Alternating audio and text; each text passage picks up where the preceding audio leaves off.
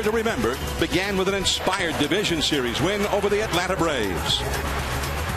Each game of the four was a nail-biter, all decided by a single run. Tonight, a rematch. The Giants and Braves at the corner of 3rd and King in downtown San Francisco. Next.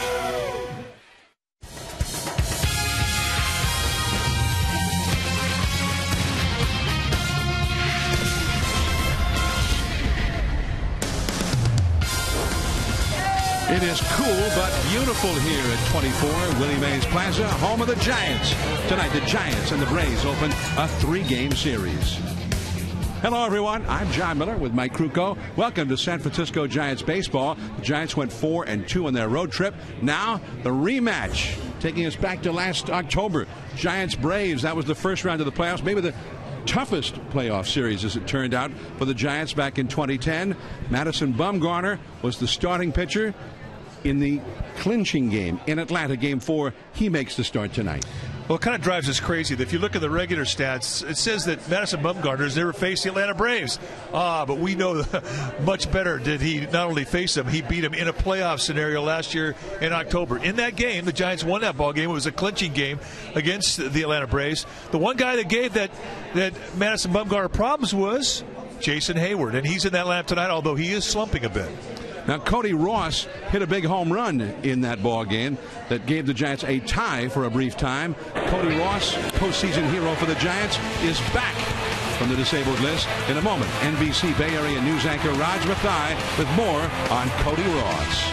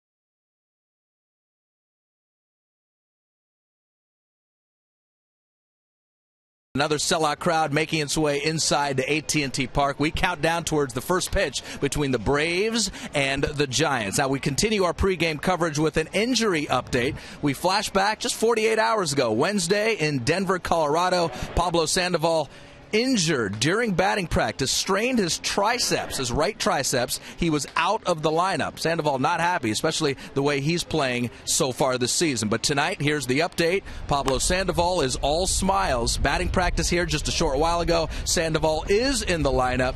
Tell you what, you get healthy real quick when you're off to the start that he's off to. So here we are, back in the Giants dugout. Thanks for joining us tonight. I'm Raj Mathai. Not only is Pablo Sandoval happy to be in the lineup tonight, but so is Cody Ross. Yes, the boss is back. Really, for him, it's opening night all over again. Cody Ross, back in front of the hometown crowd for the first time this season. Remember, he spent most of the season on the DL with the calf injury. And of all the remarkable stories on this team, Cody Ross might be the most remarkable. Really the accidental superstar, a playoff hero, the MVP of the NLCS. And keep in mind, the Giants claimed him off waivers, essentially to block the Padres. But here he is now, a pivotal part of the Giants, not just last season, but this season. So really, it's home opening night for Ross.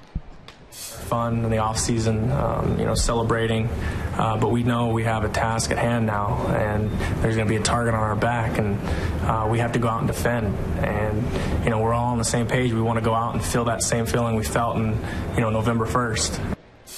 Tell you what, in just a few minutes from now, Cody Ross most likely will get a standing ovation when he's introduced here in the lineup for the first time this season at home. So from Cody Ross, we turn our attention to the other dugout, the Braves dugout. One of the most notable players in Giants playoff history is on the Braves. We're going to check in with Brooks Conrad next.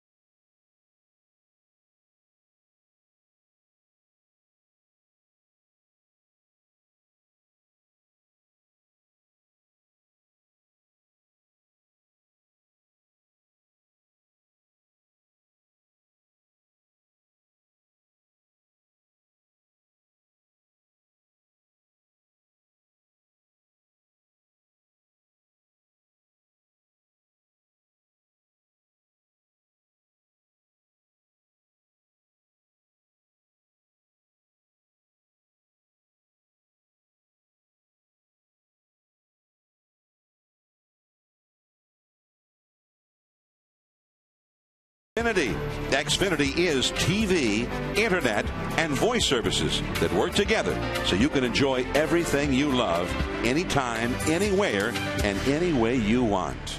It is Orange Friday here in San Francisco, and that means Orange Friday inside AT&T Park. Another sellout crowd making its way inside of the ballpark. Good evening, and thanks for joining us tonight. I'm Raj Mathai. So here we go. Sellout crowd, not just for tonight, but throughout this weekend. In terms of attendance now, in Major League Baseball, the Giants rank second overall so far this season, behind only the Philadelphia Phillies and in front of the New York Yankees. It's a halo effect of the World Series. Now, we're not just talking Giants baseball. We're also going to talk about the visiting dugout, the Atlanta Braves. One of the most notable players in Giants playoffs history isn't a member of the Braves. He's not even in the starting lineup. We're talking about Brooks Conrad, the reserve infielder for the Braves, the journeyman who really helped spark the Giants all the way to the World Series. A painful episode in playoff history.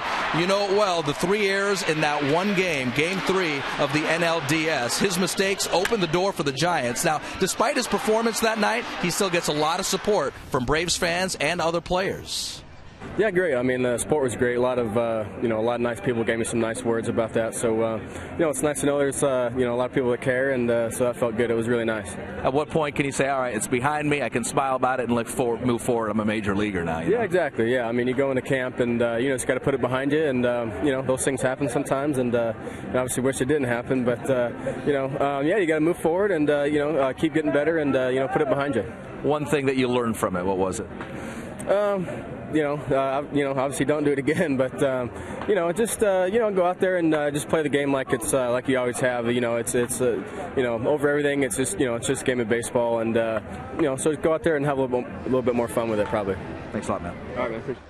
A genuine and likable young man, Brooks Conrad, not in the starting lineup. In fact, he hasn't played in the field since that Game 3 last fall against the Giants. All right, here we go. We're ready to go. Giants and the Braves. First pitch and starting lineups coming up right here on NBC Bay Area and the Giants Television Network. We're back in a moment.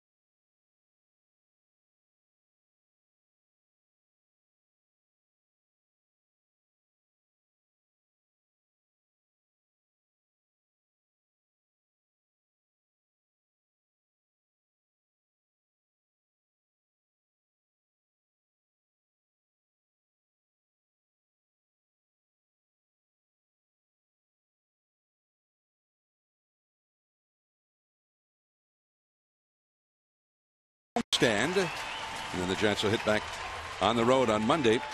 There is Cody Ross, who made his first appearance in the Giants batting order in Denver on Wednesday. So he's back in there against the Braves, one of the teams that he starred against in the postseason last year for the Giants. Well, right now we're going to take a look at the key ingredients for this game. It's brought to you by Round Table, where there's flame, there's flavor with Round Table's new fire-roasted pizzas. Let Round Table fire one up for you today. And we're going to take a look at number one. And for Madison Bumgarner, his last outing, he did very well. He established his pitches early, and that'll be a key tonight. Let the Braves know that you can get all your pitches over and do it as early as you can. Number two, don't let McCann beat you. Brian McCann, the cleanup hitter for the Braves, is hot.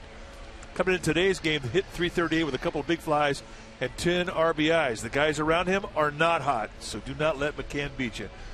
And Cody Ross, playing in his second game, took it 0 for 4. Although he hit the ball hard 3 times tonight, let's get Cody going. He was sensational against the Braves last year in Atlanta during the playoffs. Had there been an NLDS MVP, he would have won it along to go with his NLCS MVP. Let's take a look now at the Atlanta batting order. Martin Prado leads off left field. Jason Heyward Well, the top rookies last year finished second to Buster Posey, Rookie of the Year balloting. Right field, he's slumping.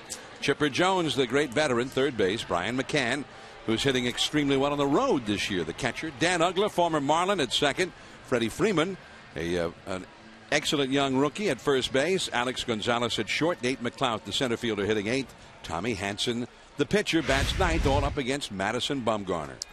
And Madison Bumgarner is on the bump tonight for the Giants. 21-year-old left-hander, 6'5", 235-pounder. And so far, he is 0-2 with an ERA of 7.36. And he's given up 29 base runners at 14 2/3. And that's what has to improve. He's got to keep guys off base. Martin Prado. And the fastball in there for a called strike. That's a 94-mile-an-hour fastball right out of bed. He throws a fastball that will go 90 to 95. In the hole at short, Tejada. One away. Let's take a look at the defense that Bruce Bochy will employ tonight behind Bumgarner. Starting in your outfield, it'll be Burrow, Rowan, Ross. That's the outfield. Tejada, Sandoval on the left side of the infield. Sanchez and Huff on the right side. Buster Posey will be in the squad putting down the signs for Madison Bumgarner. So here is Jason Heyward. And at this time last year, he was the odds-on favorite for Rookie of the Year honors. That's strike one caught on the outside at 95 miles an hour. Heyward had a couple of hits in that game 4, the clinching game for the Giants in Atlanta. Just Bumgarner, his only start against Atlanta was that one with a lot on the line. He went 6 innings, allowed 2 runs, and Heyward had a couple of singles. High and tight. It's 2-1. But so far, Heyward is not lighting it up this year, hitting only 188.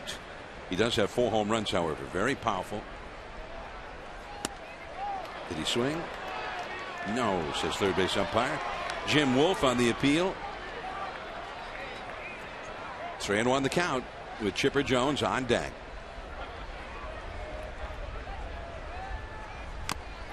Foul tip into Posey's glove. He was sitting on a fastball in that 3-1 count. It tells you how much life that you're seeing right now with Bumgarner on that fastball. He was late. Darryl Cousins, the plate umpire, more of a high ball umpire, and he can be a bit erratic with his strike zone. That's a base hit. 3-2 pitch, hit sharply into right field. And another Brave who was missing from that postseason roster with an injury. Coming to the plate against Bumgarner, Chipper Jones. Chipper, who has had his problems with injuries the past several years. So far this year, for an Atlanta team that is really struggling for offense, Chipper hitting .275, 2 homers, and a club-leading 12 RBIs. Third most home runs by a switch hitter in Major League history. And there's that high strike on a fastball. In his 18th year at the big league level. And he will be in the Hall of Fame someday. He has had that type of career. Money hitter. Both sides of the plate.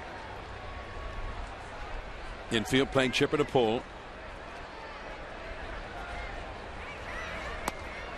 Just off the outside. At 96. 1 ball, 1 strike. Bumgarner. Buster Posey, the Giants catcher, his battery mate, grew up in Georgia, a Braves fan. Bumgarner was not from Georgia, from North Carolina, but the Braves were the closest major league team.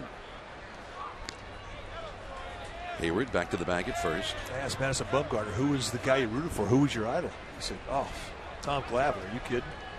He was my guy. I said, because of the way he pitched? He goes, no, he was a hitting pitcher. I like that. 2-1 now to Chipper Jones. Brian McCann on deck. The power is up for the Braves. And they have a lot of power when you talk about Heyward, Chipper Jones, Brian McCann, Dan Ugler. All guys who have shown they can hit the long ball in the big leagues. They think Freddie Freeman is going to end up being a big home run hitter too, the rookie. And it's 3-1. So he's fallen behind each of the last 2 hitters. Yeah, he's had those corner calls that not one has he gotten. Doesn't mean you won't get it later on. So that's an example of what I mean, where Cousins' strike zone can float. It floats on the corner. Sometimes you get him early, you won't get him late. Sometimes it's vice versa. 3-1. In a hurry, Rowan. Now he's there. 2 down. That's the beauty of the fastball from Bumgarner. I mean, how many guys can get behind the hitters like Chipper Jones and then throw a fastball out there they've seen 3 and still get the bat or the ball off the sweet spot? And he's got a little cut that runs into righties away from lefties. It's subtle, but it's late and it's very explosive.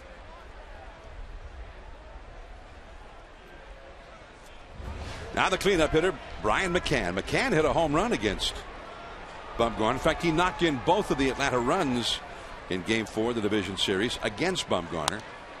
And that's back out of play. Had a sacrifice fly. And then his home run in the 6th inning of that game briefly put the Braves ahead. The Giants, as you may recall, turned around in the very next half inning and got 2 runs of their own to take the lead. And that was a lead that they would not give up. Heyward at first, 2 down. And it's too high to Brian McCann, one of the best hitting catchers in the National League. And he's hitting .338 so far this year. 2 homers, 10 batted in. Had a good series down in L.A. He's hot. Ooh. Now that looked pretty good at the knees. Called the ball. Well, Darryl Cousins is one of those umpires that you're not going to get many strikes that go outside the catcher. You sit up in the outside corner, the ball goes inside, you're not going to get that pitch.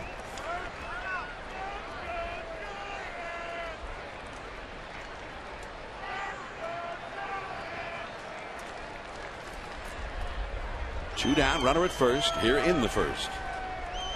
2-1 the count. And that well, a little cut to it, bounced foul. 2-2. And at 90 miles per hour, it just gives you an idea how strong Bumgarner is. We're seeing him hit 95 miles an hour very easy with the fastball, but if you're throwing 90 miles an hour on the cut, that's a strong shoulder.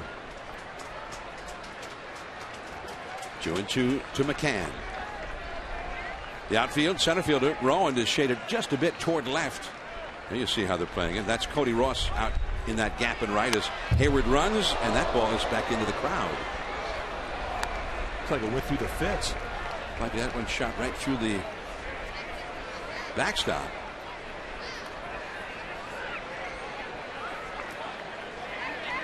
A group of fans behind that section of the backstop are all buzzing. You kind of relax when you're sitting that close to the backstop, not thinking you're going to get anything, but that thing went right through it. 2-2 the count. Heyward was running on the last pitch, and that's ball 3. What a close pitch. And they were setting that target on the inside corner. I think that pitch did catch some corner. Set on the inside, this thing goes to the outside. You're not going to get that despite the nice frame there by Posey.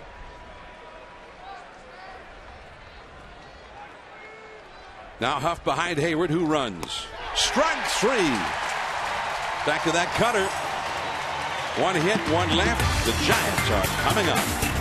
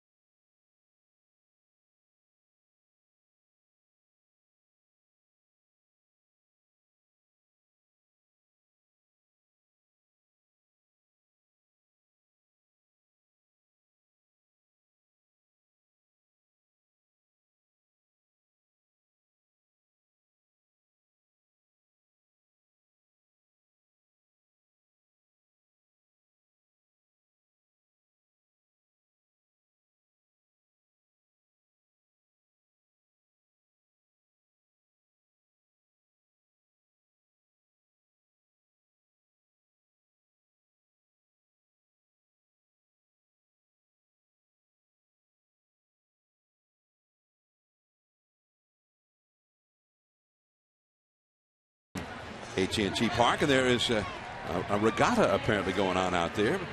It's pretty good wind blowing in from the Pacific for those sailors to take advantage of. Let's take a look at the Giants batting order now, brought to you by Dodge, never neutral. It'll be Aaron Rowand in center field, Freddie Sanchez second base, Aubrey Huff at first. Buster Posey had 7 RBIs in the 6-game road trip. He's the catcher. Pablo Sandoval back in there, third base. Pat Burrell in left. Cody Ross, his second game of the year. He's in right field. Miguel Tejada, who's slumping at short, and then Madison Bumgarner, the pitcher, bats ninth against Tommy Hanson. Tommy Hanson indeed on the mound tonight for the Atlanta Braves. 6'6", 220-pounder in his second year at the big league level, and he's quality. Fastball will go 90-95, but he can corner command pitch with it with consistency. Great curveball. It's his best strikeout pitch. And he throws a changeup and a slider as well. You watch his take back for a guy 6'6", 220. Very, very compact, short circle take back. Very compact motion. Got the high strike, and it's 0-1. Hanson broke into the big leagues the year before last. Finished third in the Rookie of the Year balloting that year. And 1 ball, 1 strike to Rowand, who is hitting .315 with a homer and 3 batted in. Hanson faced the Giants in this ballpark last October the 8th, game 2 of the division series. The Giants jumped on him early. Center field. McLeod catches up to him. One away. It's hit well. Wow. Nice play by McLeod. Let's take a look at the rest of the defense for the Atlanta Braves behind Tommy Hanson. Beginning in that outfield, it's going to be Prado, McLeod, and Heyward. That's the outfield. Gonzalez and Jones on the left side of the infield. Ugla, Freeman on the right side. And the all-star catcher, Brian McCann, will be in the squad putting down the signs. So here is Freddie Sanchez hitting .329. Got the call on the outside. It's 0-1. In that game back in October against Hanson, Giants scored 3 in the very first inning on a 3-run homer by Pat Burrell. Added a run in the second. Hanson lasted only 4 innings and gave up 4 runs and 5 hits. Although that was pretty much the end of the good news for the Giants that night. They never scored again against the Atlanta bullpen. Oh, he chased that hard slider. 1-2. If you play the Braves, you're going to have to be aware of the outside corner, but they profess the outside pitch, and they'll set their catcher on that outside corner for a majority of the game, especially the first time through the lineup. They camp out there. Going out there again. 2-2. Twilight time in San Francisco. A little bit of sun reflecting off the upper reaches of the scoreboard complex in center. Not bad. No score in the game. 1 out, nobody on.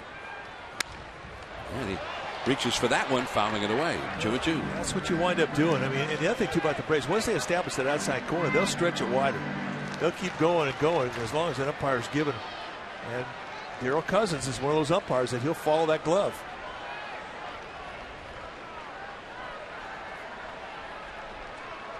See the panoramic look, a scenic night in San Francisco. And that slider get down to Tim Flannery. Still has the sure hands. Sure hands, Flan. He was a good middle infielder.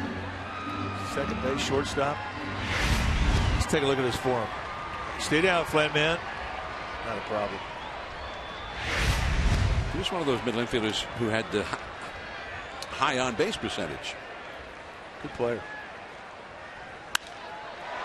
Along the right field line, Jason Heyward runs out of room. I like when Tim Flannery retired. He got 10 years in the big leagues. When he retired, they gave him a Tim Flannery night. They called it Flan Appreciation Night. They gave him a guitar and a surfboard. Still has it. And see, if I'd been there, I saw that in the paper, FLAN, I would have thought they were giving away free flan. I would have been there, let me tell you. Well, you're close to the border down there. I mean, you could get flan just about every restaurant. Look at this, sweetheart. They're having a flan night. Let's get over there. 2-2 the count. Ooh, the big curveball, and it hung a little bit too high. Tommy Hanson struggling really to get things going so far this year. He's 1-3. In center field, there's McLeod. So 2 men are gone, and Aubrey Huff will come up. Hansen, in his other 2 road starts, went a combined 9 innings in Washington and at Milwaukee and gave up 7 runs. And in his last 2 starts, he pitched one real strong game against Florida, and then one that was real rocky against the Mets. So 3 of his 4 starts have not been, as they say, quality starts. Here is Aubrey Huff. And a fastball for a strike. Aubrey hitting .239, 2 homers, 13 batted in. He's tied for second in the club in RBIs.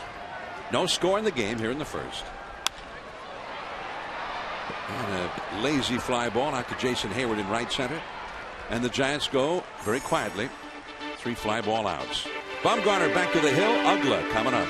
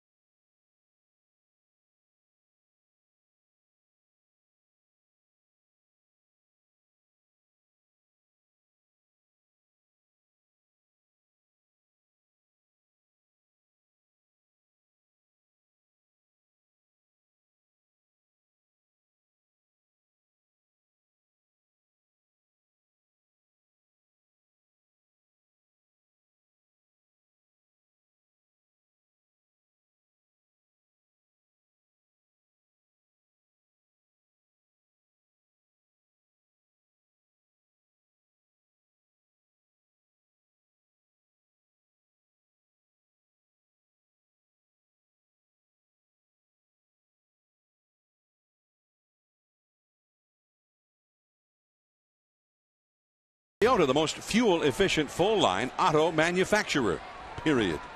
The Giants, game 3, the pivotal game in that best of 5 series in Atlanta, and in the top of the 9th inning they were down 2-1. Ishikawa got a walk as a pinch hitter. Freddie Sanchez with 2 outs and 2 strikes got a single as Bumgarner gets strike 1 to Dan Ugla. Freddie Sanchez kept it going with a 2-out single. Aubrey Huff hit a single that tied up the game, and then Buster Posey reached on an error by Brooks Conrad. Freddie Sanchez scored the go-ahead run, and that was a lead the Giants would not give up. And they were on the brink of falling behind in that series, 2-1. That was a hard-fought series. Braves did what the Giants knew they would do. They showed up and they battled. 0-2 count and a foul. And it was an Atlanta team that was undermanned. There's Brooks Conrad. By the way, Raj Mathai did a little piece with Brooks Conrad before the game. I think Conrad impressed all of his teammates, impressed everyone, because he stood at his locker after those difficult games in Atlanta and answered every question. The pop-up. Huff called off by Sanchez. Freddie takes it. Ugla retired, 1 away. We're talking about Freddie Sanchez. Game 3, 2 outs. Giants down by a run, 2 strikes. Last chance for the Giants. And this is our ING Direct Save of the Game. Save of the Game brought to you by ING Direct. Investing doesn't have to be so complicated. Invest with Share Builder from ING Direct. What a great memory. But in regards to Brooks Conrad, that's a ball player's ball player right there. Nothing but respect for that guy. Freddie Freeman, the rookie. First ball swinging, and there is Cody Ross. 2 down. And now Alex Gonzalez will head to the plate. That was a thrilling series. And that was the, you remember game 1, the Giants won 1-0. Tim Lincecum struck out 14. So every one of those games was decided by 1 run. And the Giants, in the 2 wins they had in Atlanta, had to come from behind in the late innings in both, including, as we just showed you, with 2 outs and 2 strikes and still trailing in the 9th inning of Game 3. 0-1 to Gonzalez. Alex Gonzalez. There's Bruce Bochy, whose ball club seemed to make things a little bit easier as the postseason went along last year. Tejada. Whoa, what a play! Wow. Viva Tejada! I didn't think he had a chance. High backhander into a barrel roll. That's a beautiful thing.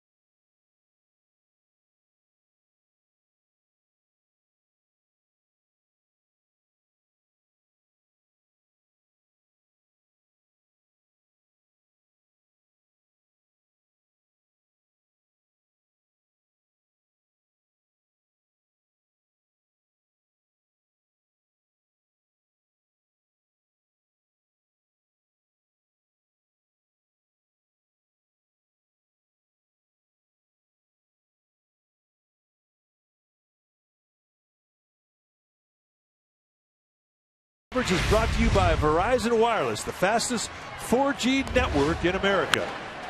And let's watch Miguel Tejada one more time with the play of the month. Look at the concentration of the ball. His eyes locked onto it, watched it all the way into his glove. Then he went into the barrel roll for style points.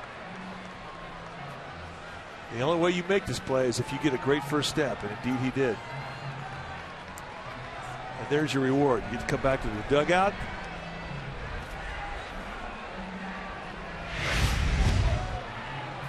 Here's Buster Posey to lead off for the Giants.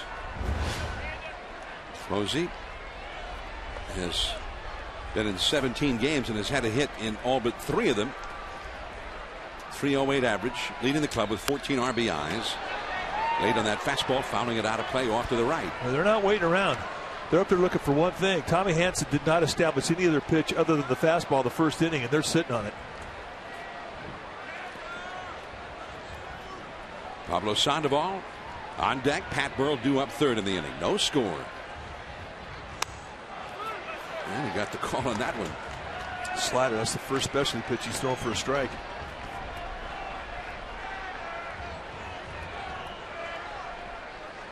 Two strikes to Buster Posey.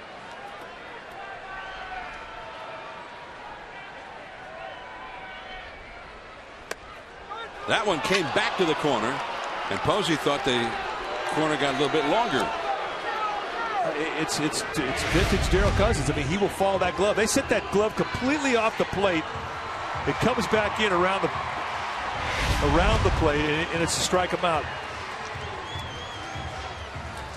Well, Friday, May 6th is Willie Mays' 80th birthday. You can come help us celebrate as we honor Willie. The first 20,000 fans will receive a Giants Willie Mays statue replica courtesy of Bank of America. To purchase tickets, as always, go to sfgiants.com. It's the statue that greets you by the front door of the ballpark, the corner of 3rd and King Streets, 24, Willie Mays Plaza. Pablo Sandoval back in there. A late scratch from the lineup Wednesday in Denver. The right triceps strain. Curveball too high. You know, you go back to that last strike, and you pointed it out. McCann had the glove set over the inside line of the left-handed batter's box. That's where he gave the target. That slider popped up. Shallow center field. And McLeod.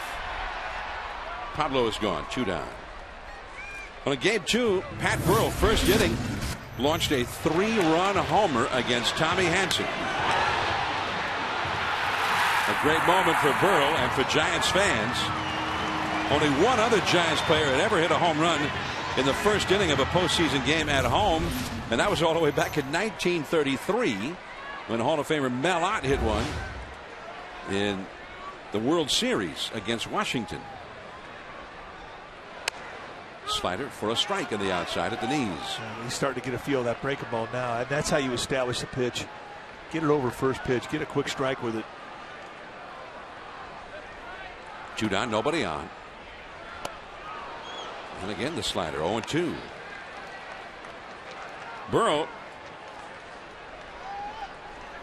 has had almost all success against Hanson. Hanson's never gotten him out. 1-2. Another slider. Cody Ross on deck would be next.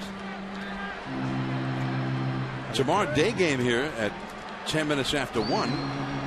Tim Lincecum, Tim Hudson, a battle of aces.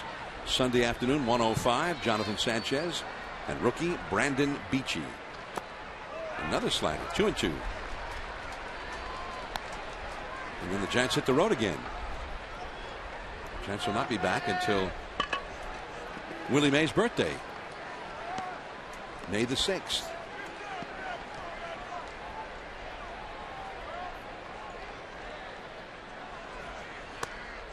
Yeah, and from 0-2, it's gone to 3-2. It's kind of a trademark of Pat Burrell. You see it a lot. There's Cody Ross hoping to bat here in the second. Pat Burrell, 5 homers, 7 RBIs. Tied with Sandoval for the club lead in home runs. Gonzalez throws him out. 6 in a row retired by Hanson to start the night. On to the third. Bumgarner back to the hill in a 0-0 tie.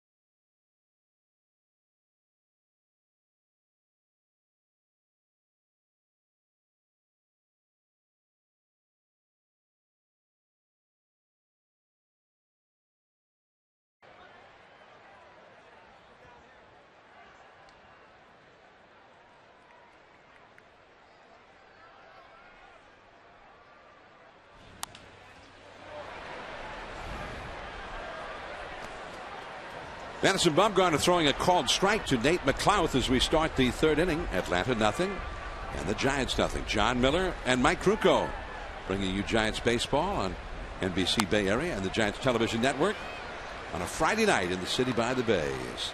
That one is into the second deck. Strike 2 to McLeod. Yeah, Bumgarner got a little lazy with that location. McLeod has been hitting it pretty good of late. He's off to a better start. He got off to a real slow start last year, dogged the ball season.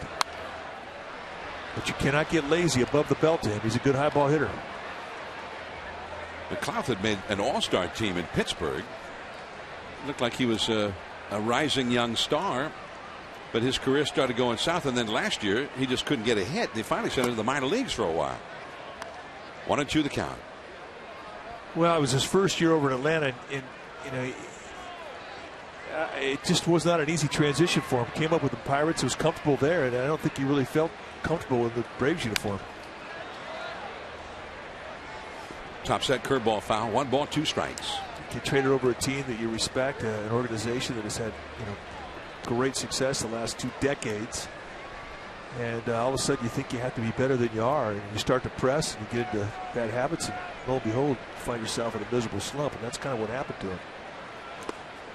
Another curve. 2-2. The pitcher Tommy Hansen on deck, and leadoff man Martin Prado due up third in the inning. They're just getting started in St. Louis. They had about a 2.5-hour rain delay. The big battle early season between 2 Central Division powers, the Reds and Cardinals. And the cutter off the outside, 3-2. The Cardinals had jumped ahead of the first inning, 1-0 in St. Louis, still batting in that first inning out there. There have been a few other ball games rained out. That is low and outside, and he walks him. Here with us is NBC Bay Area news anchor Raj Mathai. Raj. John, thank you. A lot of baseball fans around the country, and especially here in Northern California, tracking the recovery of Brian Stowe. He was the Giants fan attacked on opening day down at Dodger Stadium. Today there has been a setback in his recovery. His doctors have discovered new seizures in his brain, therefore increasing his seizure control medication. Ideally, they wanted to decrease all of his medication and try to get him out of the coma, but unfortunately for Brian Stowe, there has been a setback. They're going to increase his medication, and he will remain under heavy sedation. Now, his parents have left the Santa Cruz area and have been by his bedside down in L.A. since this attack happened. A lot of people hoping for the best for Brian Stowe, but there has been a setback today. Back up to you guys. Thank you, Raj. Have been hoping for better news than that, but our thoughts and prayers are still with Brian Stowe and his family. Tragic and certainly unnecessary circumstances after a Giants game at Dodger Stadium, the opening day game down in L.A. Here's Martin Prado after the sacrifice bunt, and that is ball 1 to Prado with a runner at second, 1 out. Prado was about the Braves' best hitter last year, and they missed him dearly in the postseason. And the fastball is too high. Well, he's quality in that batter's box, and he's not in any hurry to have his at-bat determined. He will make you work. Very disciplined to the pitch. He'll look fastball and sit on it. You won't see him wave through a slider if he's looking for fastball. Very disciplined hitter. That's a strike. 2-1. He hit .307 last year. 15 homers, 40 doubles. Hit .307 the year before, and in half a year in 08 hit .320. Not a power hitter, but if you make a mistake with him, he can hit for power. That one almost hit him. 3-1. That slider has left the building. He's not been able to locate the strike zone. This one is not a pitch you want to go back foot, not in a 2-1 count. That was one you want to throw for a strike. A runner in scoring position. McLouth at second. He runs pretty well. 1 out. He got the high strike there. 3-2.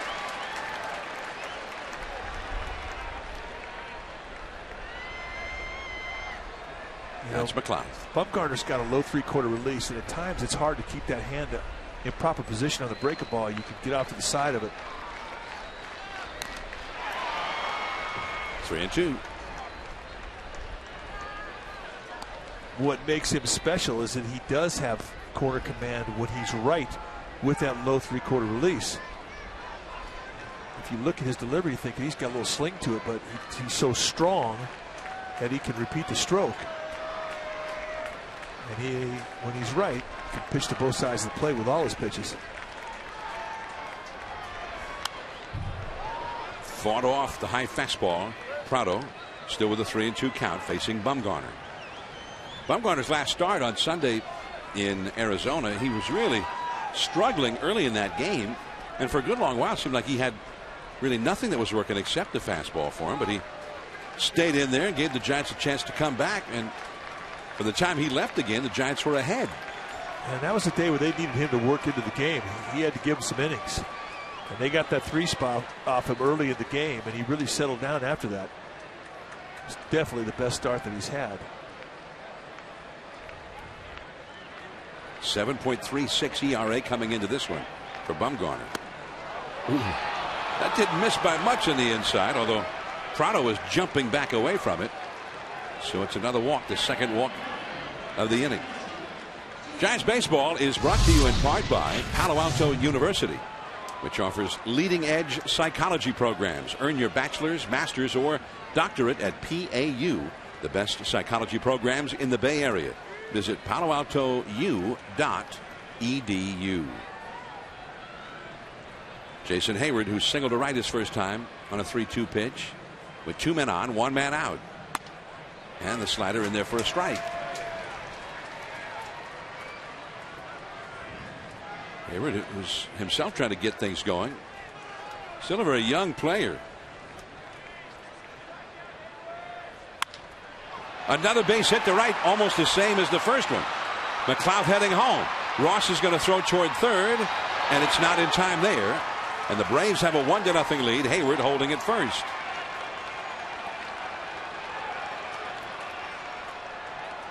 Jason Heyward 2 for 2.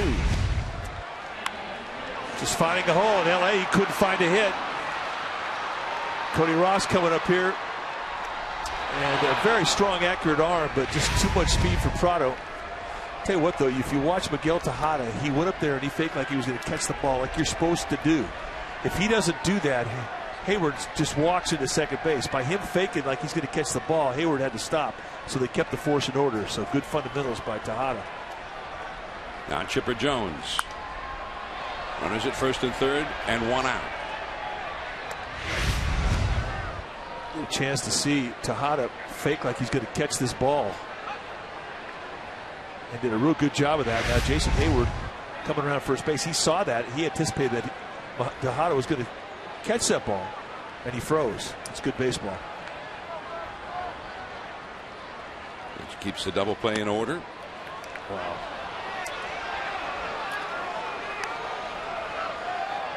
Posey's talking to Darrell Cousins. Of course, Posey was up there and got called out on a pitch that he thought was off the outside, which our center field camera thought was outside. 1 ball, 1 strike. And that catches the outside. 1 ball, 2 strikes. Well, that's pretty much the same pitch.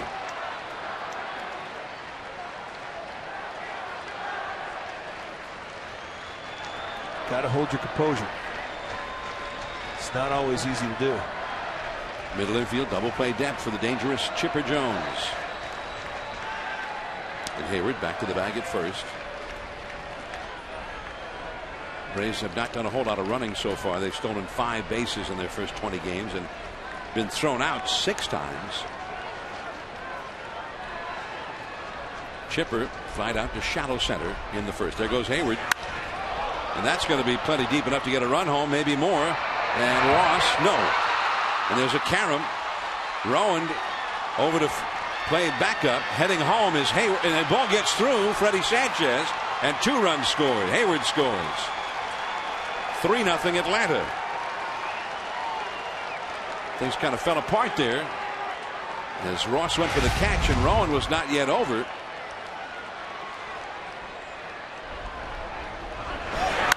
Well, they get carry on this side of the field, but you don't normally see it. Drifts right up into the wall. Cody Ross slams into the wall. Aaron Rowan over to back it up. Nice play, but here's where they botched the cutoff. Freddie Sanchez could not come up clean. Had they been able to come up clean, they would have had a play on Heyward. Just over the glove of Ross. And boy, thankful the pads are out there because he hit that wall going pretty good. So Atlanta has scored 3 runs here in the 3rd inning and still only 1 out, and their cleanup hitter is up. Brian McCann. 2nd game in a row where Bumgarner has been touched up for a 3 spot in the 3rd. McCann struck out his first time. And the slider for a strike. It's unbelievable. He's getting squeezed, and you're going to start to see some frustration now for Bumgarner because he's not getting any of those corners. So I called it a strike.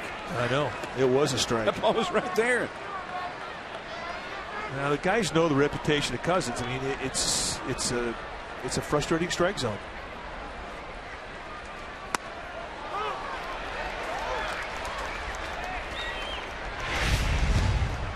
Set up in the inside corner, and they throw a breaking ball right to the glove, and you get a no call on it.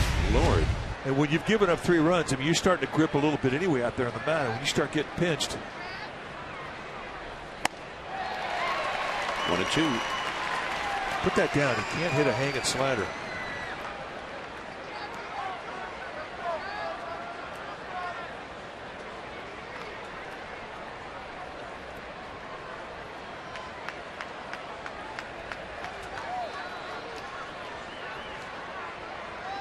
Chipper Jones at second. And that pop-up will come back out of play. Into the lower deck. 1 ball, 2 strikes. So it started with a walk to the 8th place hitter, McLouth, and then with a 1 out. Prado, the leadoff man, also walked. Heyward singled home a run, and then Chipper Jones doubled off the Willie Mays wall in right field for 2 more runs. Still only 1 out.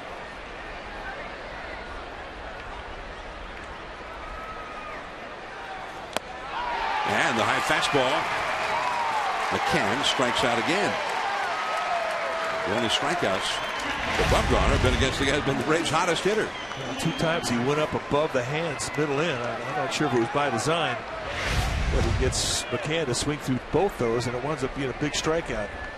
You send McCann packing with a runner in score position, you've done well. Dan Uggla, several years with the Florida Marlins, acquired by the Braves in the offseason. 33 home runs last year for Florida. And the slider, a strike on the inside. Uggla, so far this year, hitting 192, but 4 home runs. Popped up to second his first time. Chipper Jones still at second, 2 down. And the big curveball, strike 2.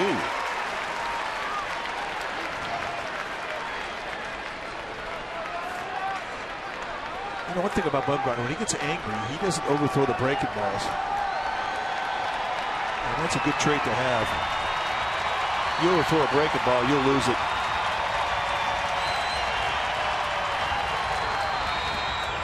Curveball, and he bounced it. Nice block.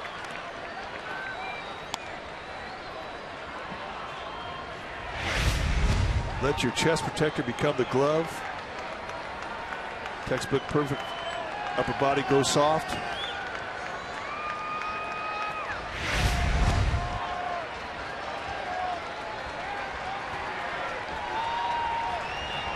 Time taken. Well, you see catchers working on that, especially in the springtime, but at various times during the season as well.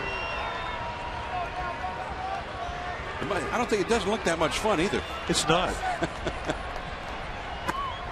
Practicing blocking balls in the dirt. And a lot of them will go down there and they won't even take their glove. They put their gear on and they just start having coaches throw 1-hoppers to them and just start blocking. And just using your chest protector as your glove.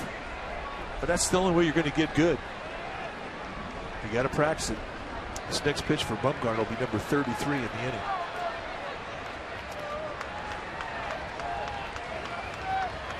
He's had a very quick second inning, but a very high stress inning here, and it goes on. That one back into the second deck. 2-2 the count to Uggla.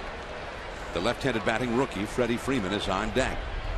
3 runs in, the Braves lead 3-0. Giants have not yet had a base runner against Tommy Hanson. 2 walks and 2 hits in the inning and 3 runs. Chipper Jones over at second. Bumgarner checks him. Just missing. That looked pretty good too. Again, you saw the body language from Bumgarner.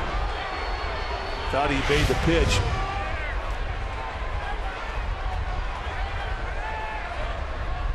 That would have been a pitcher's strike if he'd have got that one. Full count now, 3-2.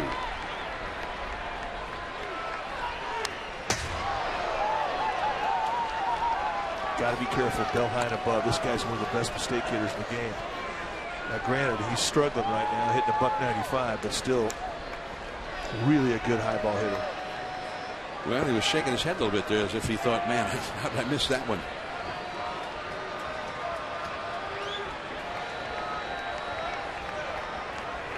Three and two.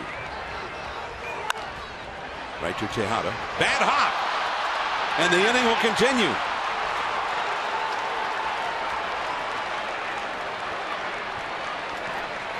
.36 pitches for Bumgarner and counting. The inning goes on.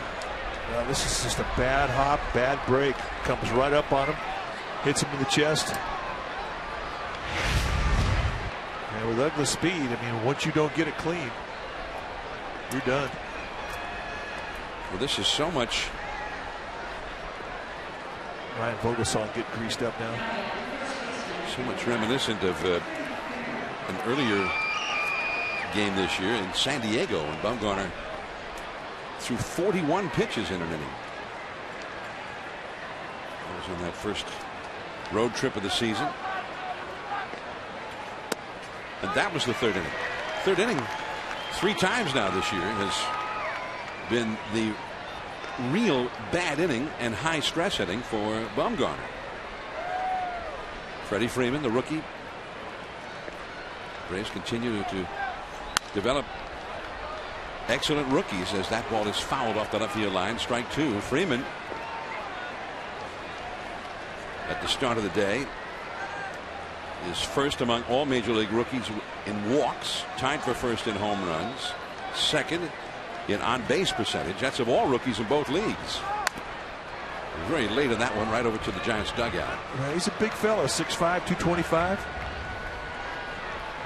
Basically the same age as Madison Bumgarner, just 21 years old.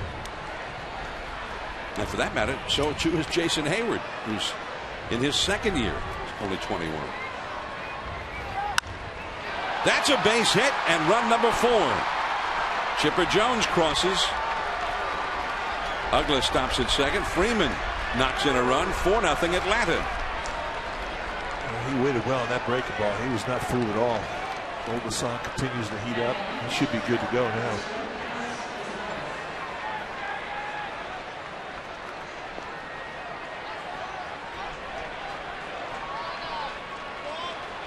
Bruce Bochy, with Bumgarner having thrown close to 40 pitches in the inning, is finished. Third inning still going on. Vogelsong coming in.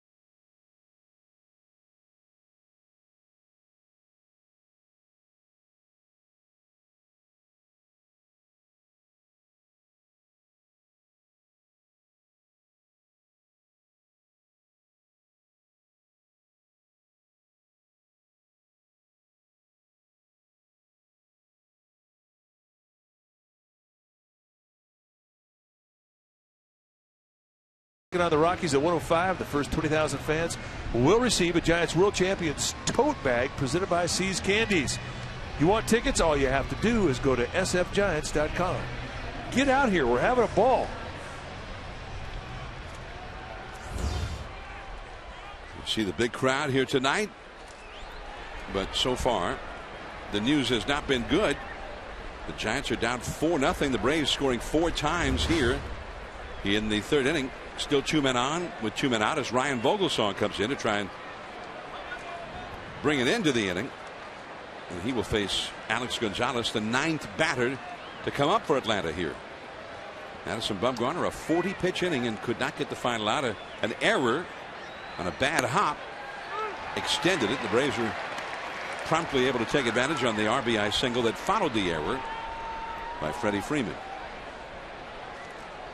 Ryan Vogelsong, 33 years old, facing Alex Gonzalez. Vogelsong, who began his career in the Giants farm system all the way back in 1998.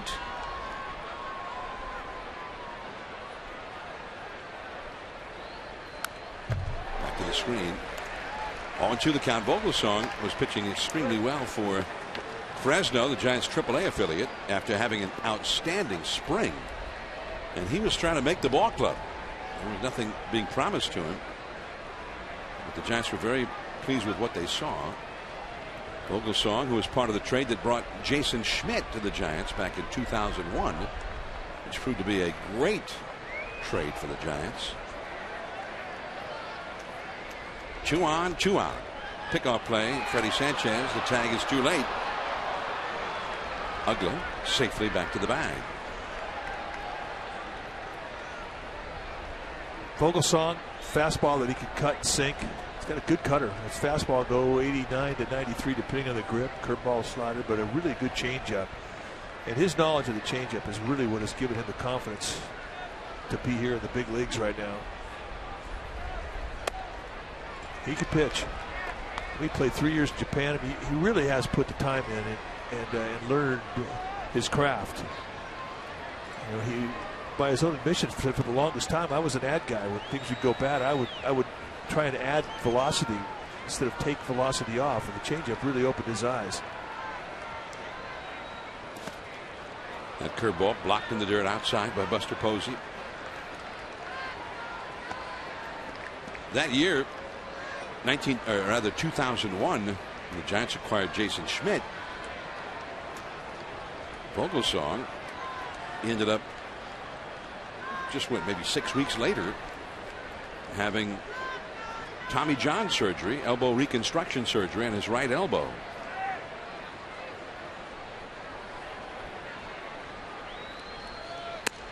Missed most of the following season, as you might expect.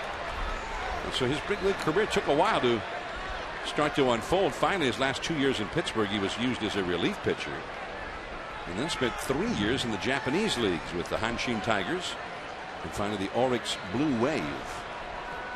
Last year back here in the States. Runners go. Pop up. Freddie Sanchez. But the Braves have scored 4 times. Cody Ross coming up.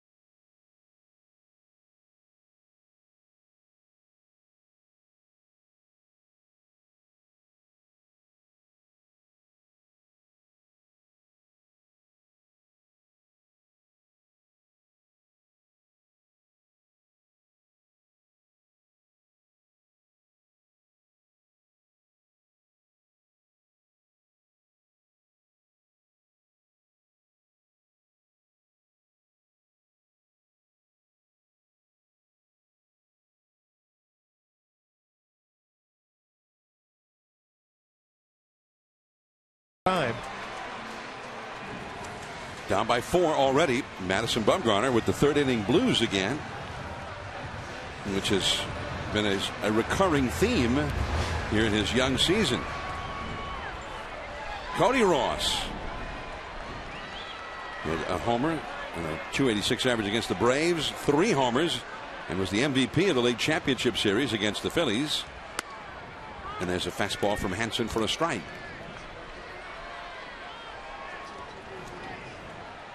Cody Ross,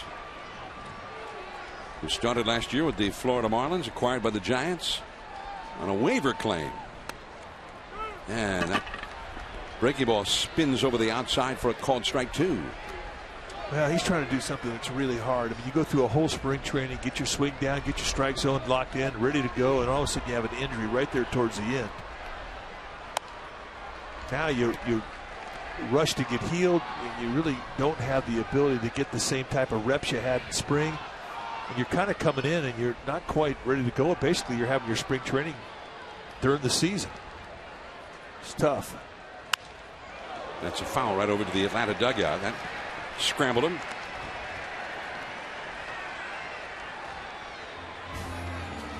We have a victim.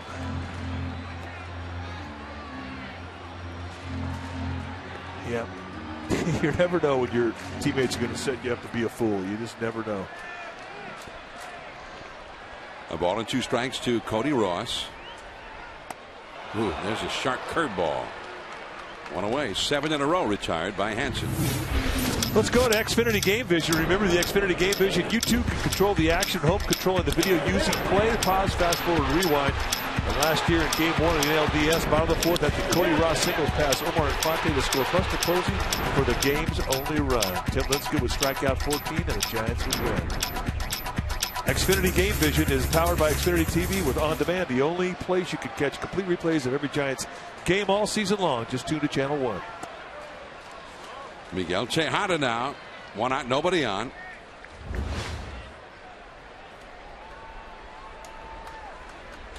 Tejada 0 for his last 15. Hasn't had a hit since 1 week ago tonight in Arizona. So Tejada needs a hit.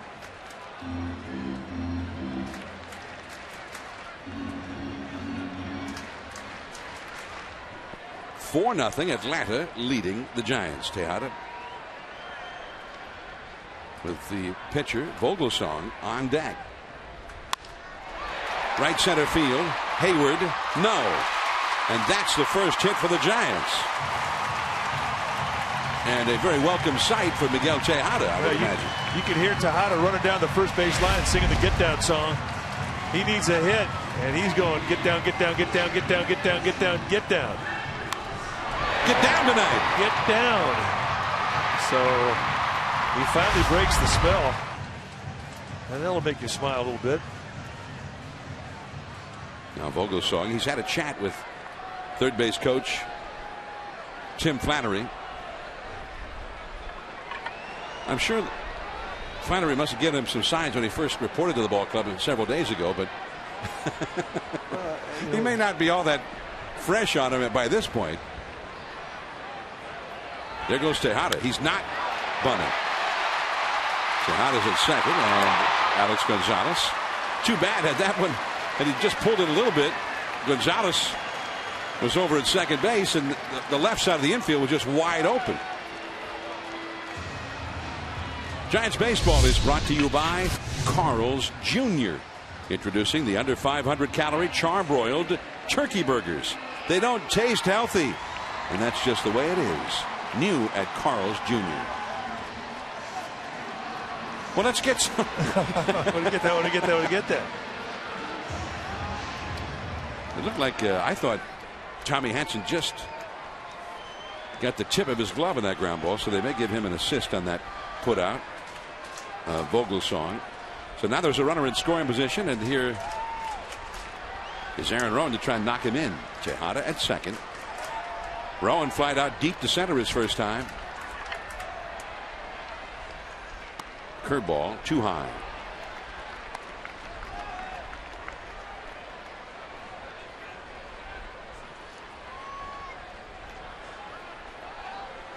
Well, this is the first inning in which the Giants have had a base runner. This is their first at bat with a runner in scoring position.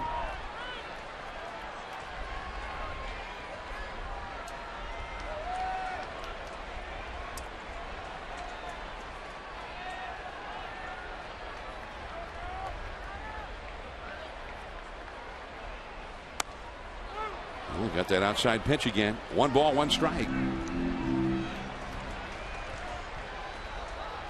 Rowan's been locked in. Tell a confident hitter they do not care what count they're hitting in, and very seldom does a hot hitter leave the box. Along the right field line, foul. Back into the crowd. Near the visiting bullpen. 1 ball and 2 strikes. Dodgers won today at Wrigley Field, Chicago, after sitting out about an hour and 14-minute rain delay, and then they won big time. They just killed the Cubs 12-2. There you see it posted on the hand operated out of town scoreboard. Florida beat Colorado. Colorado had only 1 hit in that game, and it took them a long time to get it. The slider puts him away. The inning is over. 3 strikeouts for Hansen. 4-0 Atlanta as we go to the 4th.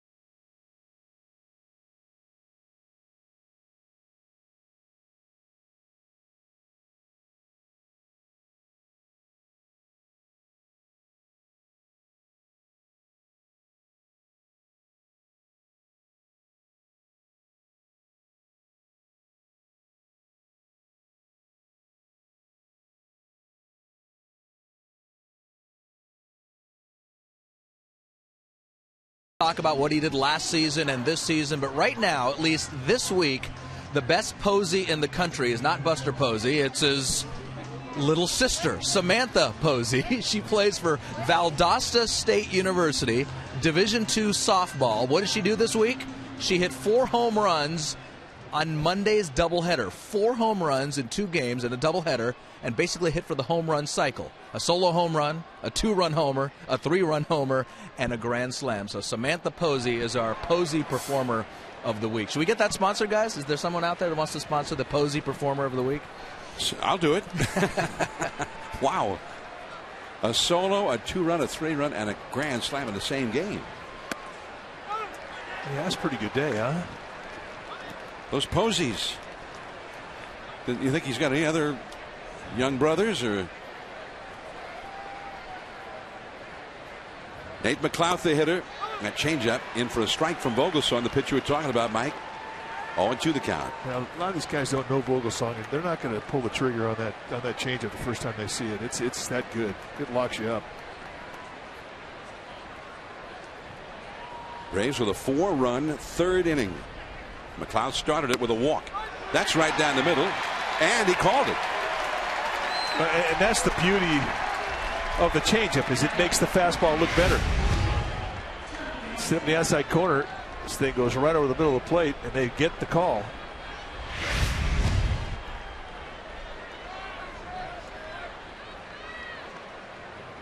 Now Tommy Hansen had a sacrifice bunt in that 3rd inning. A mighty cut, and it's 0-1. And Vogelsong been slotted immediately into the rotation by the Giants. This would have been the night of his first start since replacing Barry Zito, who's now on the disabled list for the first time in his career. But the Giants decided that with yesterday being a day off and Monday being a day off, they just keep everybody on rotation for this weekend.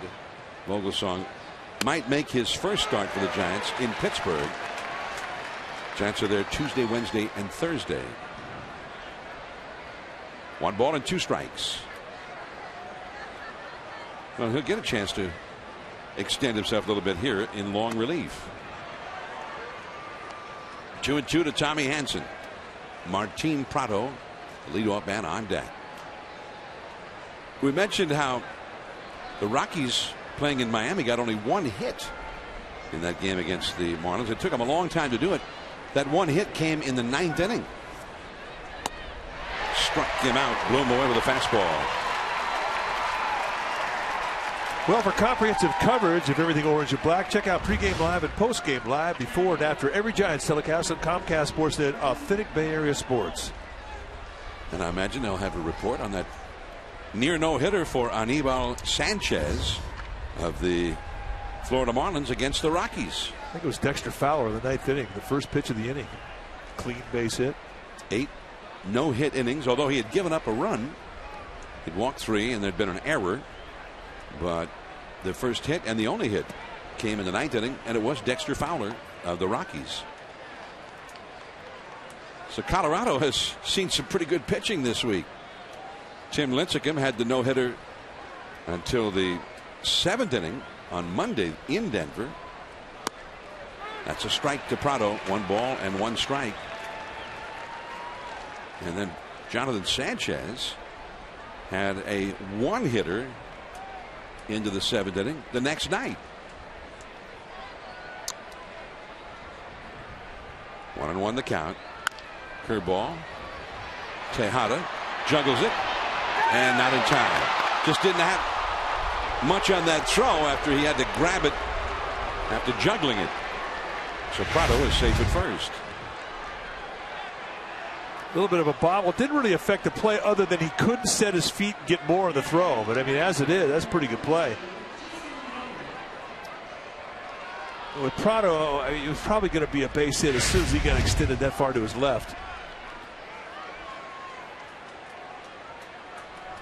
So the 5th hit for Atlanta. Here's Jason Heyward, who's had 2 singles to right and an RBI. Ooh, that one got a piece of Buster Posey. 0-1. Well, the Giants pretty well shut him down. His only 2 hits in the division series came in Game 4 against Bumgarner, 2 singles. Very similar to the 2 hits he had tonight against Bumgarner.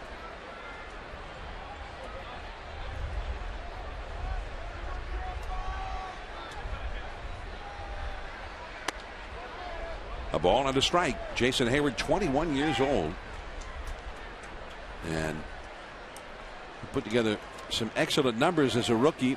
18 homers, 29 doubles. He walked 91 times, had a .393 on base percentage in his rookie season.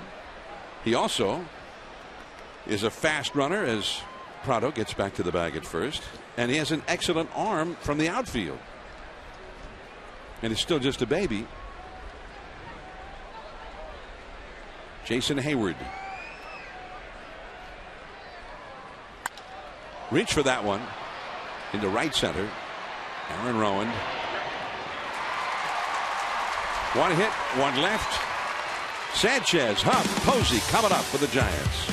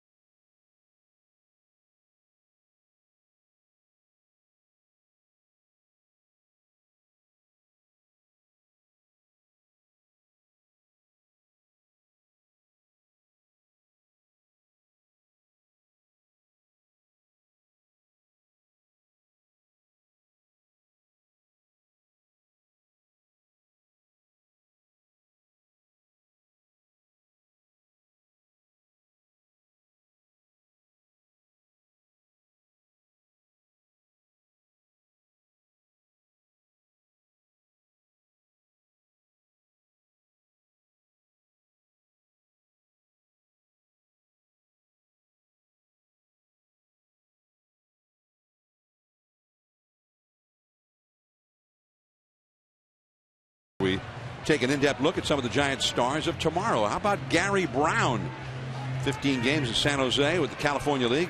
.355 average. .444 on base percentage and 13 steals. He was the Giants' first-round pick last year. Xfinity Future Focus brought to you by Xfinity. TV, internet, and voice reinvented. A strike call to the inside to Freddie Sanchez as we start the Giants half of the fourth inning. Aubrey Huff on deck. Buster Posey due up third. The 2, 3, 4 spots in the Giants order. Tommy Hanson with a slider in the dirt. Freddie hit a fly ball to center. His first time. He's 0 for 1. Well, they finally got Hanson in the stretch last inning. But this is a big at bat. Get your leadoff hitter on. Put him back in the stretch. They chase that slider. 1 and 2. Aubrey Huff on deck.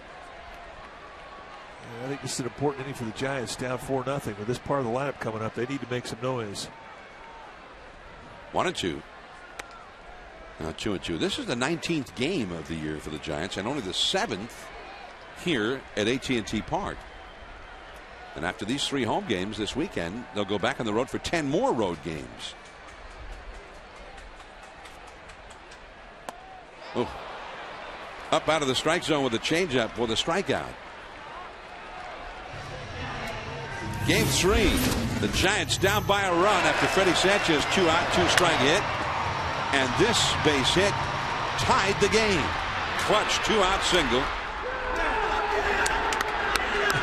Tim Lincecum's reaction priceless. Aubrey Huff says the best hit in his career. And here is Aubrey Huff. Just a bit low. Too much pine tar.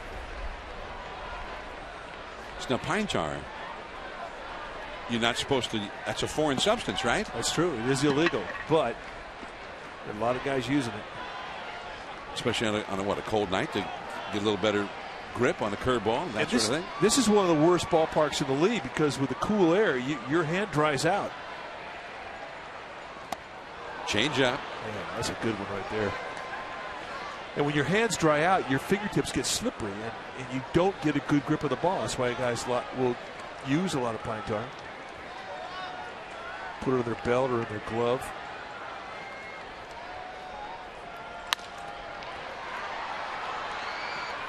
Dan Uggla throws out Aubrey Huff. Huff, who flied out his first time, is 0 for 2. And so far, Hanson's making it look pretty easy.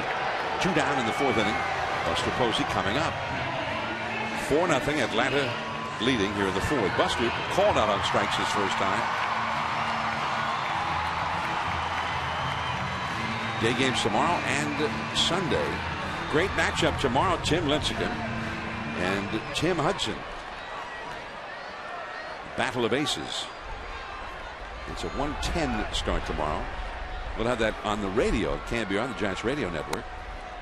That's called a strike. On the outside, it's 0-1.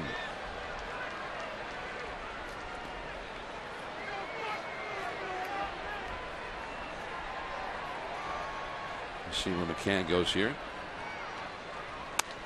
Too far away. 1 ball, 1 strike. 4 runs, 5 hits for Atlanta. No runs, 1 hit, 1 error for the Giants.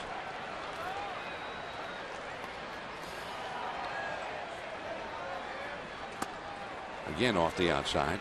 Now think back to his first at bat where he got rung up on an 0-2 pitch. It was about 6 inches off the plate away. You know that he's thinking on outside fastballs. He's got to get out there and protect.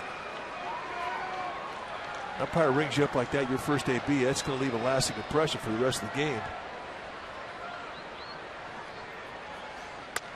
Slider. 2-2. Again, I doubt if that pitch was caught behind the plate.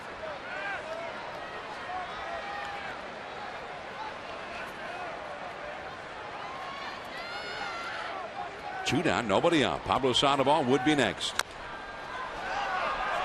And you kind of feel like you're forced to swing at a pitch like that. But you cannot rely on the umpire calling what you think is a ball.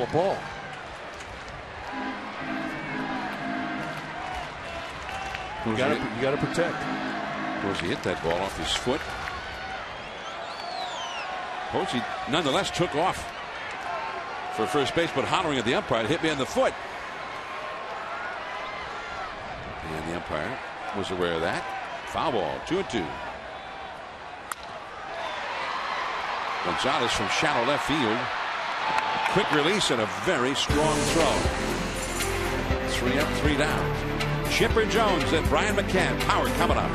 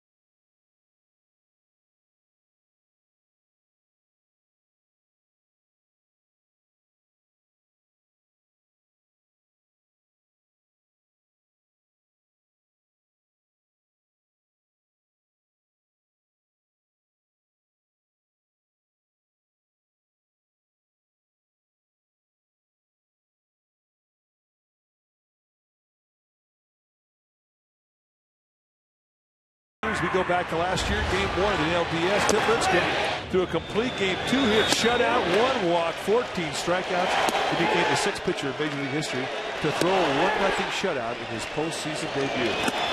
What a night to remember. And how many of them struck out 14 in that 1-0 shutout debut? I don't think any of them did.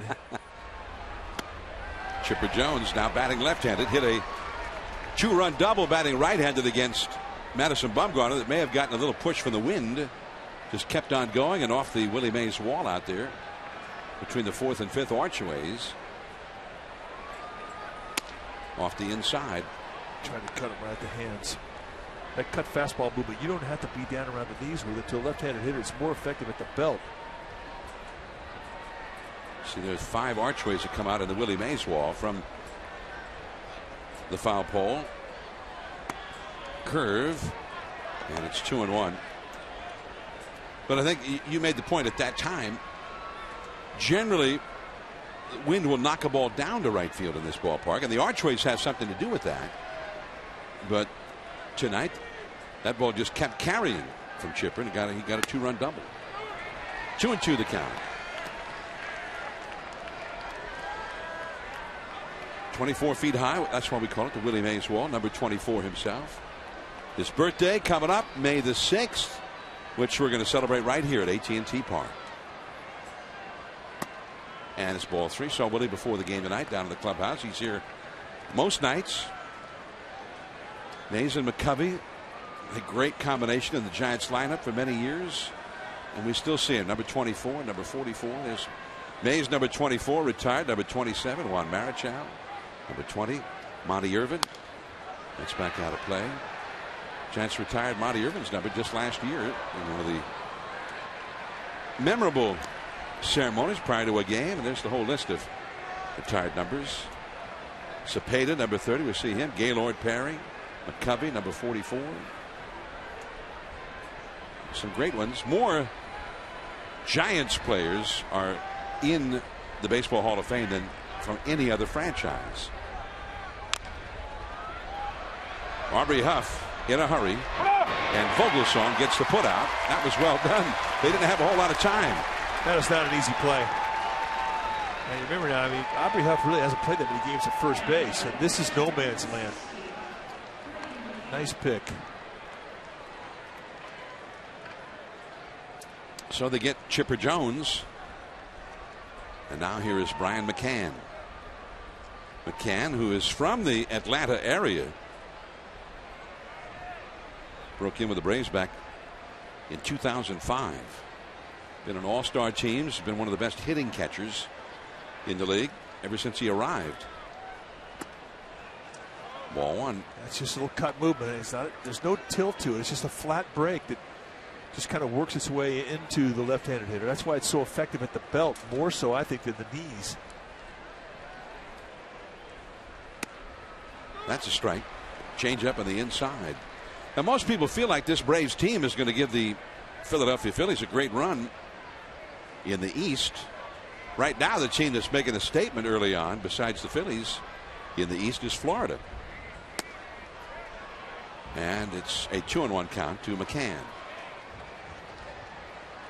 Phillies are out here on the West Coast. They're playing in San Diego tonight. They shut out the Padres last night. Roy Oswalt and the bullpen with a 3-0 win, and they're shutting out the Padres so far tonight 2-0 in the top of the 7th at Petco Park. 3-1. Cole Hamels on the hill tonight. Of course, with the Phillies, you're facing some all-star, former Cy Young winner or whatever just about every night. Yeah, they've got a pretty good rotation. Strike two on the outside. 3-2 to McCann, who has struck out twice. Both of those punch outs coming with Madison Bumgarner on the hill, facing Vogelsong for the first time. Ugla out on deck. You saw him a moment ago. One out, nobody on. Broken bat. And Cutter got right in on the hands. Unassisted put out for Aubrey Huff. 2 down. Giants baseball is brought to you by Dodge. Never neutral. Yeah, we talk about the cut. The cut movement is not a breaking ball with tilt. It runs flat, and this is really perfectly placed right there at the belt. You saw how it gets in tight up off the sweet spot towards the label, and you can't execute any better. You're talking about a guy who's got one of the quickest bats in the league. Beautiful pitch. Dan Ugla, who's got a quick bat. High strike, and it's 0-1. Ugla has popped up to second, and then he was safe on the bad hop error on a ground ball to Miguel Tejada. Looked like it was going to end the third inning, and then it took a gigantic hop right toward Miguel's sternum. 1 ball, 1 strike. Vogelsong, the Giants have not seen him pitch a bad game through the spring or even in his time in Fresno or since they brought him up from Fresno. He can pitch. That's a foul ball. Ugla decided to run, but the plate umpire, Cousins, immediately said foul ball. So then Pablo went ahead and threw him out, but it doesn't count. Well, Ugla did a smart thing. I mean, you can't rely on the umpire making that call. You've got to go. Plus, he also thought he had a chance for a hit. But watch the umpire. Cousins came out and immediately said foul ball right there, but Ugla didn't hear that or didn't see that, and he had to go like it was going to be a live ball. And I'm not sure it did hit him. Well, it didn't look to me like it hit him. Looked like it took a big divot out of the front part of the batter's box. 1-2 the count. Back to Vogelsong. That curveball, and that's a pretty good inning against the 3, 4, 5 spots in the Atlanta batting order. 3 sluggers.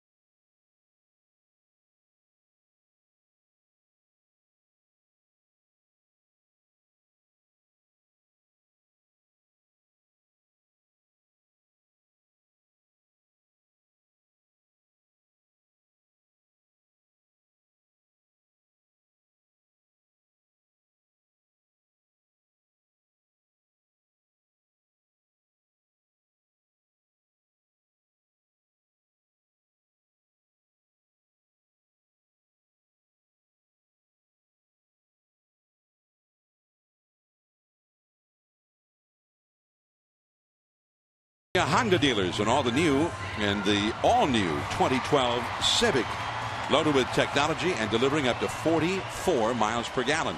For details, visit shophonda.com.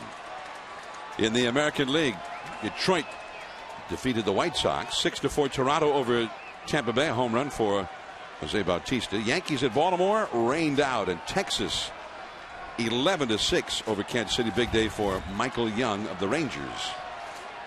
Here's Pablo Sandoval leading it off for the Giants. Last of the fifth. Giants trail 4-0. Tommy Hanson. Oh man, cut the call on that one. It's 0-1. Another rain out in Minnesota. Cleveland at the Twins. Seattle ahead of Oakland 1-0. Top of the fifth in Seattle, and the Red Sox leading the Angels 3-0 in the fifth inning in Anaheim. That ball is just foul. First base umpire Jim Joyce right there to make the call, and just inches foul it appeared, but clearly foul. 0-2 to Pablo. Sandoval really extended out to go make contact with that thing. He run down that first baseline. I think he was thinking it was fair.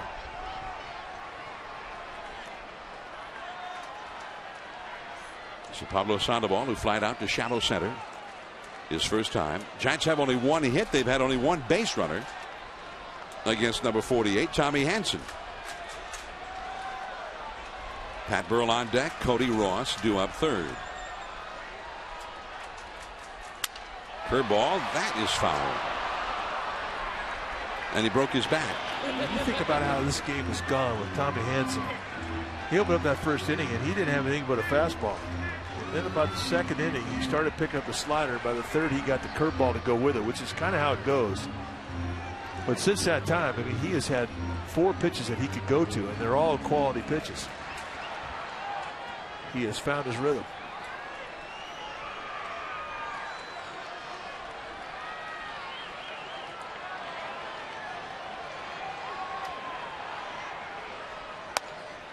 One and two. Roger McDowell, the pitching coach for Atlanta, was saying last year that he felt like the problem that Hanson was having was wanted to show all of his pitches right away in the very first inning. And he said by the time the first and second hitters have been up there, everybody'd seen his entire repertoire. And tonight, Hanson has shown that repertoire, but as you said, only that fastball was working at the beginning, so he just laid off everything else for the most part. And there's that big curveball for the strikeout. That was a wicked pitch. One away. National League out of town scoreboard. The Dodgers day game in Chicago, a 12-2 victory over the Cubs. Billingsley got the win. The Mets beat Arizona in New York 4-1. Ike Davis a home run. Washington at Pittsburgh rained out. A near no-hitter for Anibal Sanchez of the Marlins. He did not allow a hit until the ninth inning. That was the only hit for the Rockies, who lost to Florida 4-1. Pat Burrell outside, ball one. Elsewhere in the National League, 14-7. Brewers over Houston, last of the eighth in Milwaukee. Philly 2-0 over San Diego. Ryan Heyward a triple and a couple of RBIs. That's in the last of the seventh. And after a long rain delay, Cardinals lead Cincinnati 3-0 in St. Louis. That game is in the top of the fourth inning. Pat Burrell grounded out to short his first time.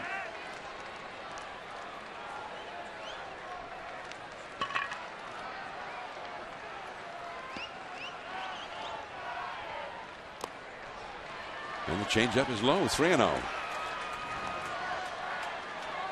So maybe there was, if you're Roger McDowell, there was a little blessing to Tommy Hanson not having any command of anything but that fastball early on. Well, you never know what you're going to get when you open up a game, but it usually changes during a game. I mean, you might open up, and you may have the greatest stuff on the planet in the bullpen, but when the game starts, all of a sudden it's different. Or vice versa. You can have nothing in the pen, get out there in the main diamond and have everything. Popped up, foul, and this will drop well back into the crowd. But if you have a fastball and a changeup, even if you don't have a good fastball, you can still change speeds on that fastball, so you at least have a couple of weapons. That's if your breaking balls don't decide to show up. And it's not uncommon for a breaking ball, especially a slider, to be a little temperamental and not show up till the third or fourth inning. They usually come around if you can last that long. Base hit. Man, he clobbered that one toward the corner. Prado hustles over to cut it off.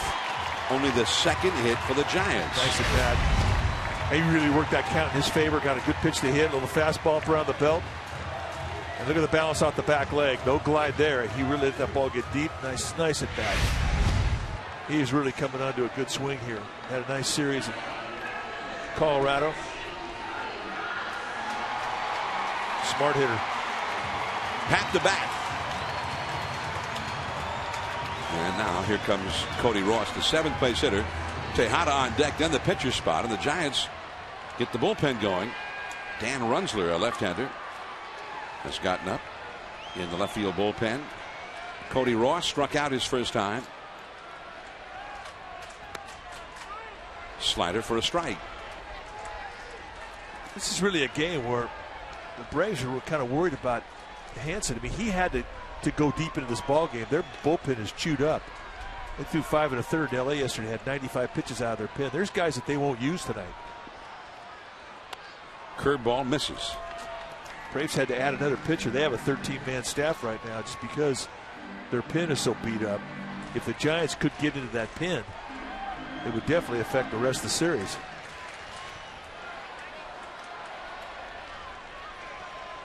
Cody Ross looking for his first hit of the year. Curveball. And there's Prado in left center. So 2 down. Burrow back to first. I think Cody'd like to have another shot at that curveball. Anytime you get a breaking ball that hangs up there around the belt, that's one the hitters feel they should do something with. And I don't mean throw a little single the opposite way. That's a pitch that they can drive. Miguel Tejada has had the only other Giants hit. That was a single with 1 out back in the 3rd inning in the right field.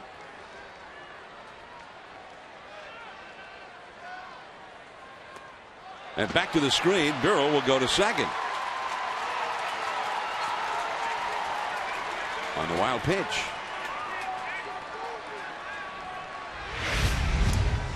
Set up in the outside corner. This thing just cuts away from McCann. Not much slide. But at that velocity, you don't really have time to. So a free 90 feet for the Giants. And they get a runner in score position for free.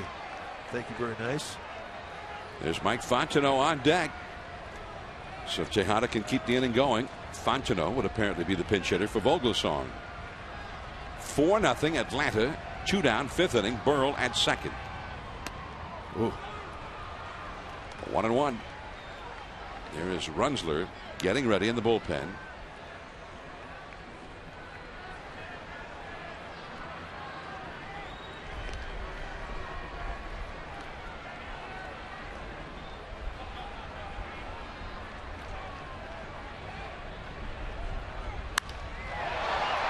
Heyward is right there at the edge of the track. 1 hit, 1 left for the Giants. On to the 6th inning now. 4-0 Atlanta.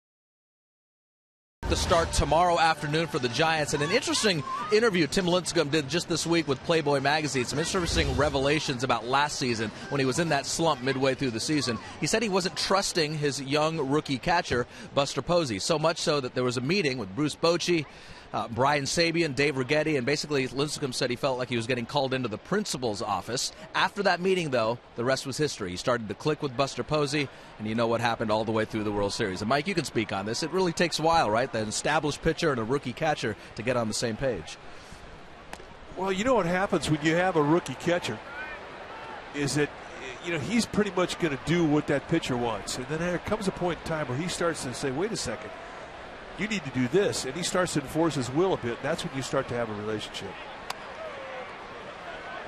Freddie Freeman, the rookie first baseman. 2-0 the count, facing Ryan Vogelsong as we start the 6th inning. Freeman has flied out and had an RBI single. What was Raj saying he was reading? That was I missed this article. 2-1 now. This is in Playboy. Is that what he said? Yeah, well, we're not allowed to read that, John. Okay. Well, I'm glad we Raj read it and he was able to. We just can't read it. 2-1 the count to Freddie Freeman. And it's 2-2.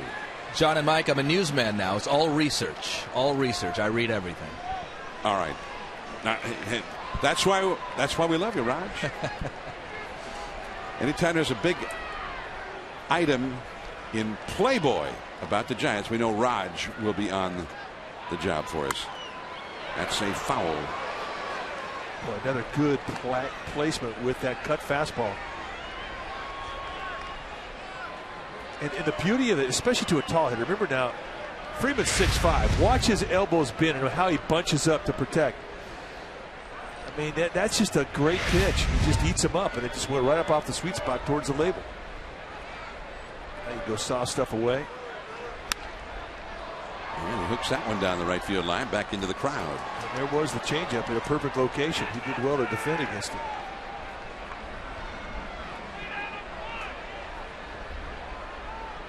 Freeman has flied out to shallow right center, and he also sent Madison Bumgarner to the showers with an RBI single in the 3rd. Hitting .262. And that curveball is just foul. He's hanging tough. You know, most tall hitters are pretty good low ball hitters, and I think that's his strength. But if you listen to the Braves people, you know, they don't do a lot of gushing over rookies. They just don't do it. But they're doing it for this guy. They're very impressed with his game, and not only with the bat, but with the glove. They say he's the real deal. Definitely a Rookie of the Year candidate. 2 balls, 2 strikes. Going to the inside. And just off the inside. 3-2. Alex Gonzalez is on deck, and then Nate McLouth due up 3rd. Here's Gonzalez, the veteran shortstop. Braves got 4 runs in the 3rd. They lead 4-0 as we play the 6th. Base hit again. The cutter, and Freddie Freeman was covering anything and everything that Vogelsong threw him. Nice at bat. Well, continue your Cinco de Mayo celebration at AT&T Park on Friday, May 6th with this special event ticket offer. Package includes a pregame fiesta in Seals Plaza and a Gigantes-themed poncho, only available with this special offer. For tickets, call 415-972-2298 or visit sfgiants.com/special events. Los Gigantes de San Francisco en las Grandes Ligas. Here is Gonzalez, who's popped out twice. And ball 1.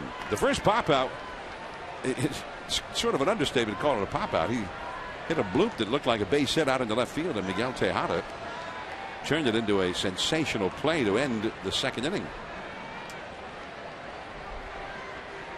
Gonzalez has been around a long time. The Giants saw him last year in interleague play. He's with the Blue Jays up in Toronto, and they went up for a 3-game series, and then they saw him with the Braves later on after he'd been traded.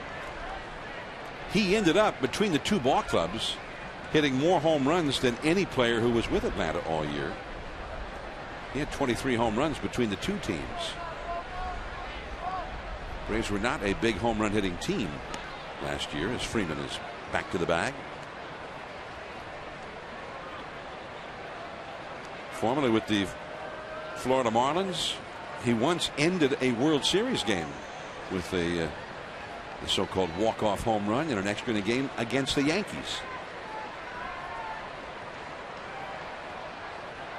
The ball and a strike, nobody out, and a foul into the second deck. This is that play we're talking about in the second inning. I mean, this off the crack of the bat I thought was an automatic base hit. And Tejada with a high backhander acrobatic catch absolutely took a hit away.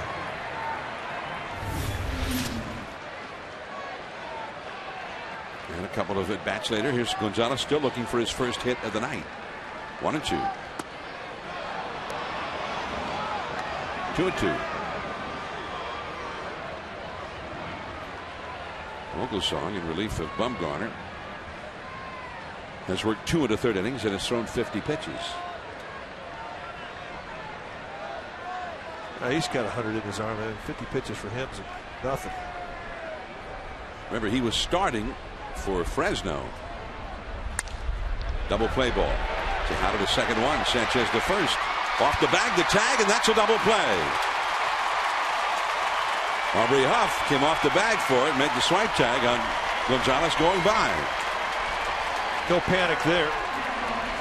We're going to make it our Ford Right Choice, brought to you by Ford, the right choice for California. See your California Ford dealer or visit your CaliforniaFord.com today. And you see Aubrey Huff go up the line here. Now he knows what that runner's going to be. All he does is catch the ball and drop it right in the baseline. And Gonzalez has nowhere to go but into the glove. Nate McLouth. Aubrey Huff in a hurry, right next to the bag. The inning is over. Pinch hitter coming up for Vogelsong, we guess, and then the top of the order.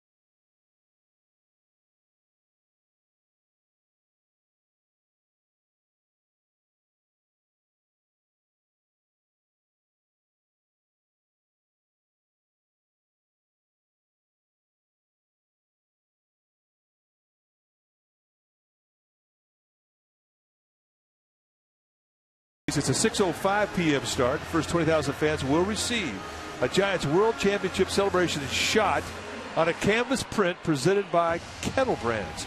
To purchase tickets, all you do is go to sfgiants.com. This is a picture you're going to want to mount and keep forever.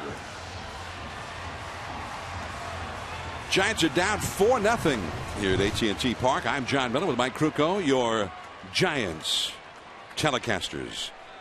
World Series champions, which they clinched in Texas November the 1st. Started their odyssey through the baseball postseason against these Atlanta Braves, seeing them for the first time since they defeated them in the division series. Atlanta has a 4-0 lead as Mike Fontenot, pinch hitting for Vogelsong, takes ball 1. Fontenot, then the top of the order, Rowand and Sanchez scheduled to follow. Tommy Hanson has allowed only 2 hits. Change-up.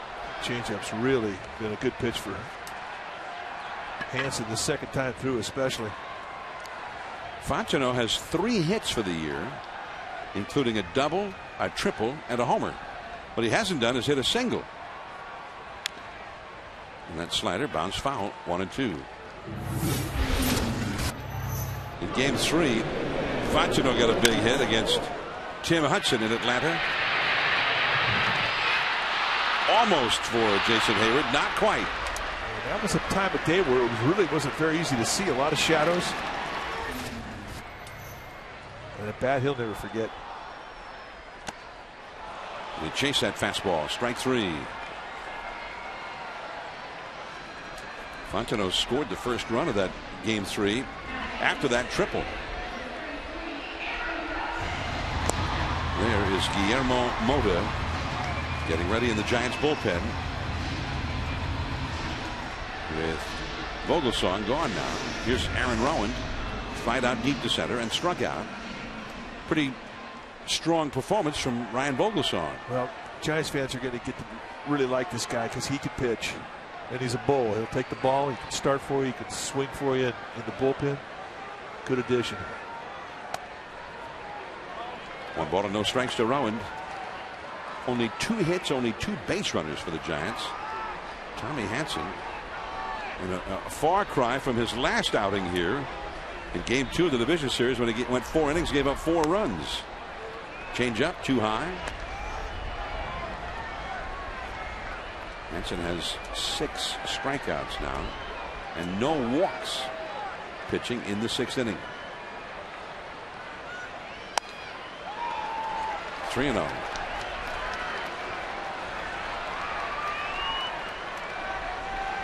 Sanchez on deck, and after him the power hitters. Huff, Posey, Sandoval, Burrell. Giants need base runners, down by 4.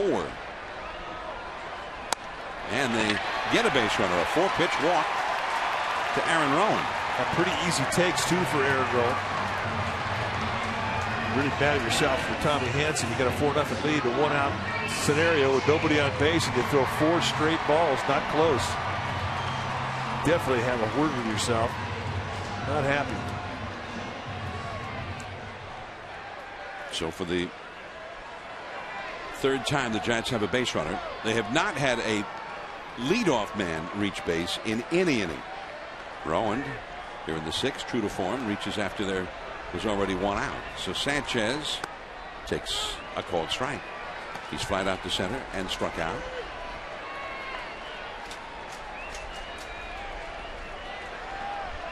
Freddie Freeman on the bag at first with Rowand. The middle infielders pulled in a bit, double play depth. The outfield shaded toward right. And he lays off that slider. He'd been tending to chase after that in earlier trips to the plate against Hanson tonight. Yeah, the way that he swung out at his previous 2 at bats, you kind of believe that he's not seeing the spin on it. Because he keeps biting on the same pitch. The only way you do that is if you're not seeing it well. A high fastball. No, hey, changeup. High changeup. Foul back and out of play. 1-2.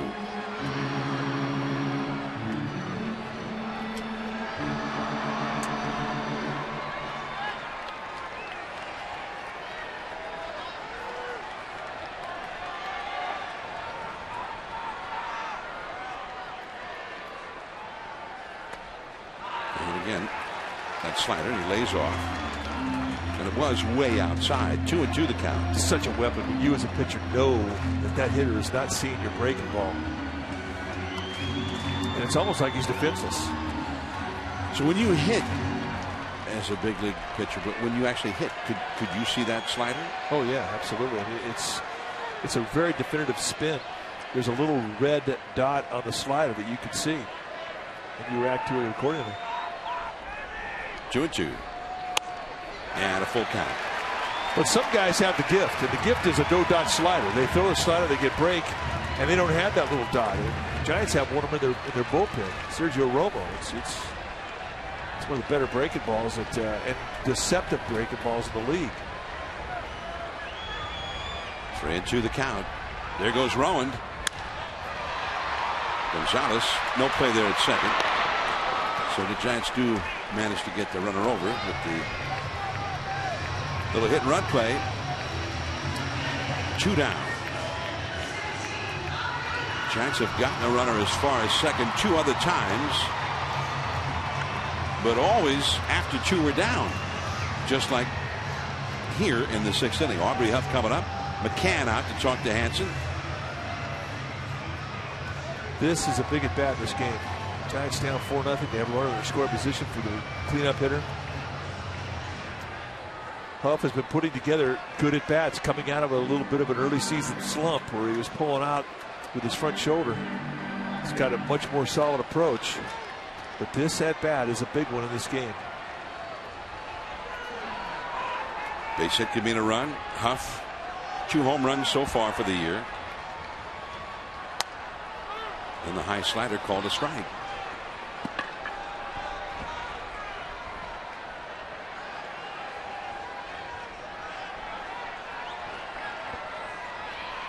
Four runs, 6 hits for Atlanta. No runs, 2 hits, and 1 error for the Giants.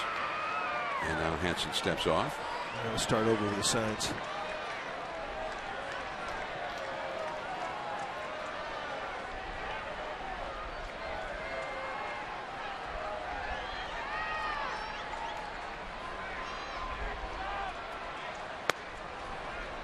And they wasted that one. And there's another one of those targets that the glove is right above the inside line of the batter's box. There's Buster Posey. Giants like to see him come up in this inning. 1-1 the count. And the changeup in the dirt. 2-1.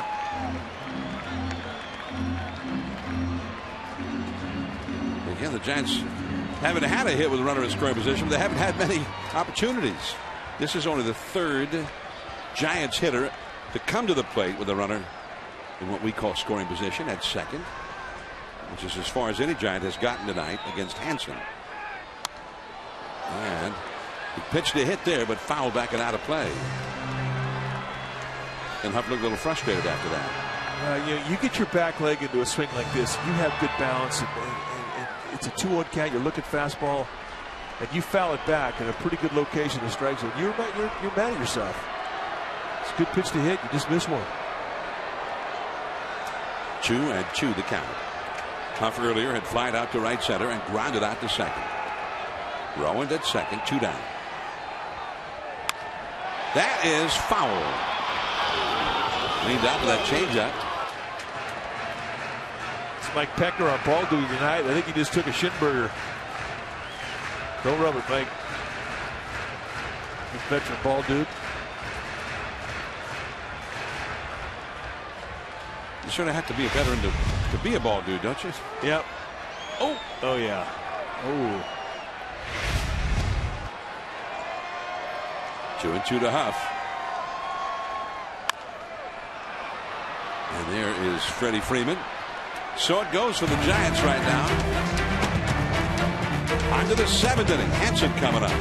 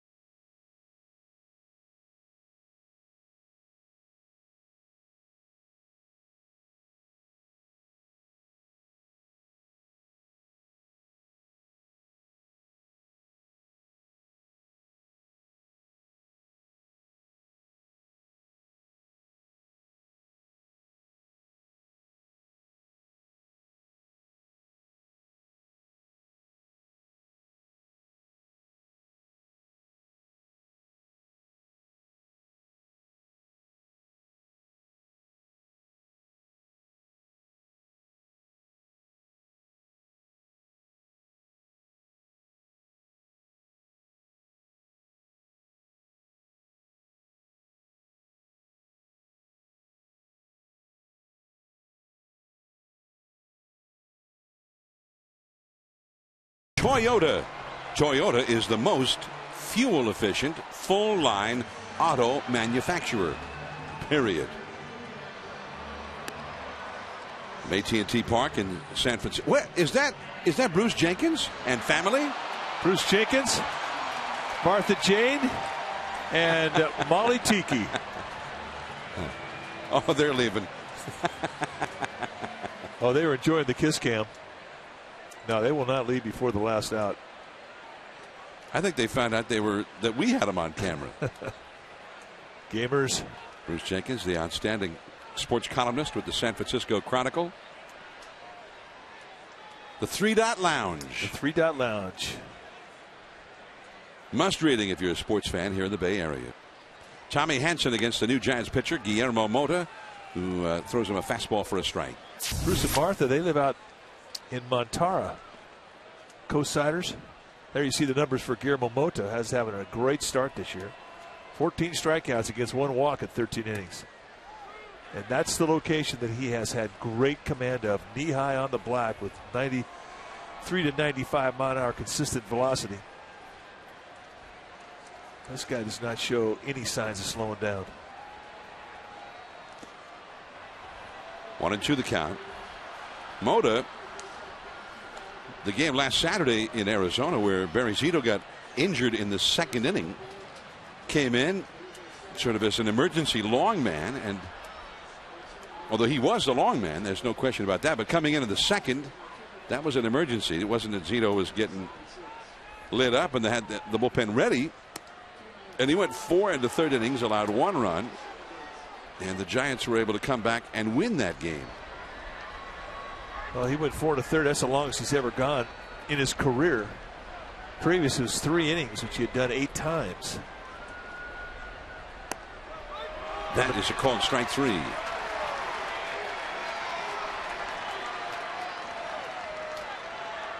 Well, the Giants are back on NBC Bay Area Saturday, May 7th for their face-off with the Colorado Rockies. And all month long in May, NBC Bay Area's Jessica Aguirre and Raj Mathai bring you a special series of in-depth investigative reports. Discover the Bay Area's most compelling stories weeknights at 11 on NBC Bay Area. Jessica Aguirre and Raj Mathai. And we'll be back here in NBC Bay Area with the Giants on May the 7th when the Colorado Rockies come to town. And that's a series that promises to be extremely interesting and exciting. The Rockies off to a great start. And they're in here on Willie Mays' birthday, May the 6th and the 7th and the 8th. Weekend series. The Giants' next homestand begins there. 1-1 the count to Martin Prado. I was just going to finish up that point about Guillermo Mota when he went to 4 in 3rd innings. Bruce Bochy was saying that's just great. He's going to be wanting in here tomorrow, and he's going to be wanting to start.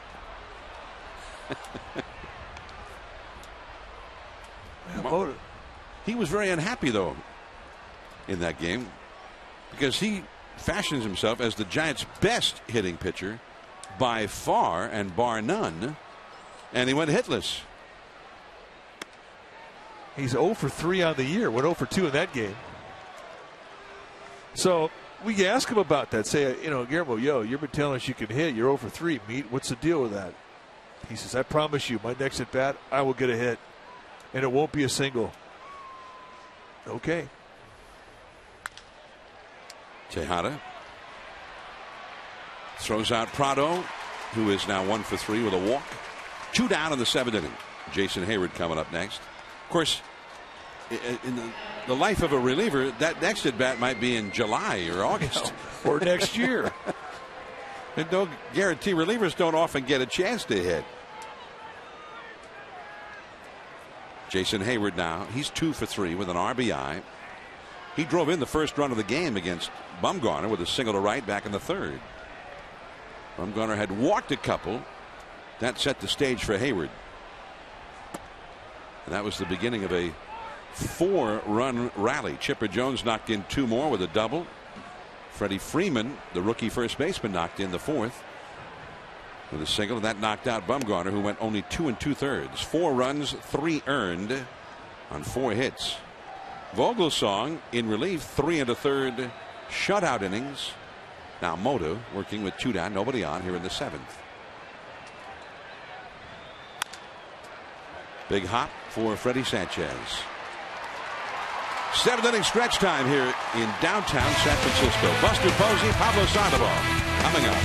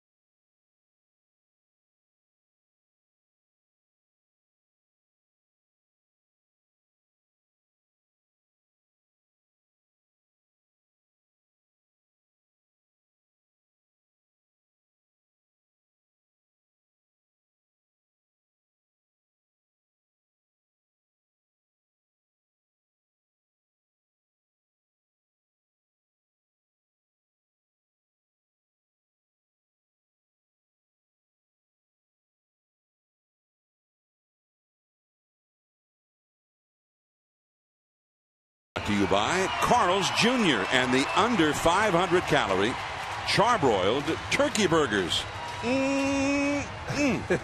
New at Carl's Jr. Braves 4, Giants nothing. Tommy Hanson, 6 shutout innings. He's only allowed 2 hits and a walk. Ryan Vogelsong in relief of Madison Bumgarner, 3 1/3 scoreless innings to keep the Giants as close as they still are.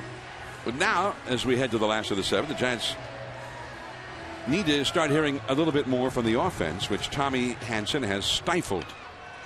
Buster Posey, Pablo Sandoval, Pat Burrell, the heart of the Giants order, the 4, 5, 6 spots. Coming up, Posey has struck out looking and grounded out to short. Ooh, a mighty cut, but fouled straight back. Right on it. I mean, those are the ones you think about. When you see a foul ball go straight back, that guy's timed to it. And as a hitter, you step out and you go, oh, I want to see that again.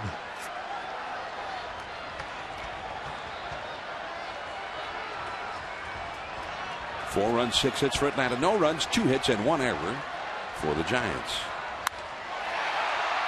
But right to Nate McLeod. The topspin that began sinking quickly. 1 away. The Giants again for 7 consecutive innings. The first man up in the inning has always been retired by Tommy Hanson. A little bit of a stumble here. Whoop. Chalkline got him. He hit into the defense. The Braves have, for the last 15 years, maybe even longer, been the team that really employs the most dramatic defensive sets. And the reason for it. Pablo hits that one hard. Slicing away from McLeod. He'll have to go get it. Pablo digging hard already at second. A double. Yeah, he hit away from the defense on that one. And McLeod, who runs well, had no chance. That ball was roasted. Brought to you by the Volkswagen Going, and Gone event. Great deals are here, but not for long. Visit VWdealer.com. And we're going to make it the hit of the game, and why not? That's impressive. Giants need base runners. They need him in scoring position, and Pablo Sandoval puts himself on board. An opposite field gapper. That is the signature of a good swing. If you can go and drive the ball to the opposite gap, you're dialed. So now Pat Burrell, who has grounded to short and ripped a line drive single to left. Hanson now at 94 pitches for the game, and for the first time, Atlanta is going to get some action going in its bullpen. A left-hander and a right-hander have hustled down to the bullpen along the right field line. 0-1. Pat Burrell 1 for 2 against Hansen. Just talking about those defensive sets that you see that are really pretty severe if you compare them to other teams.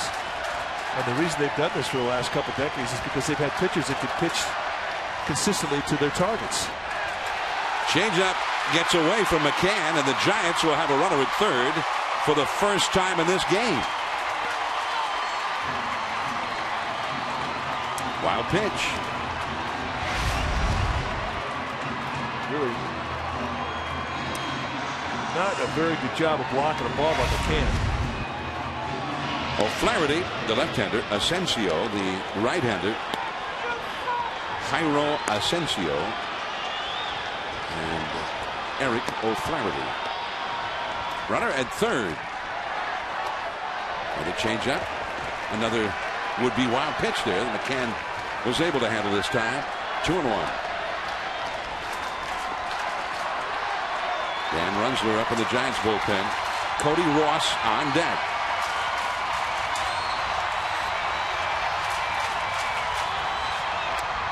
The slider is off the outside, and Pat Burrell, a very discerning eye there. He's seen him well. I mean, he's taken a lot of pitches like that have been close. That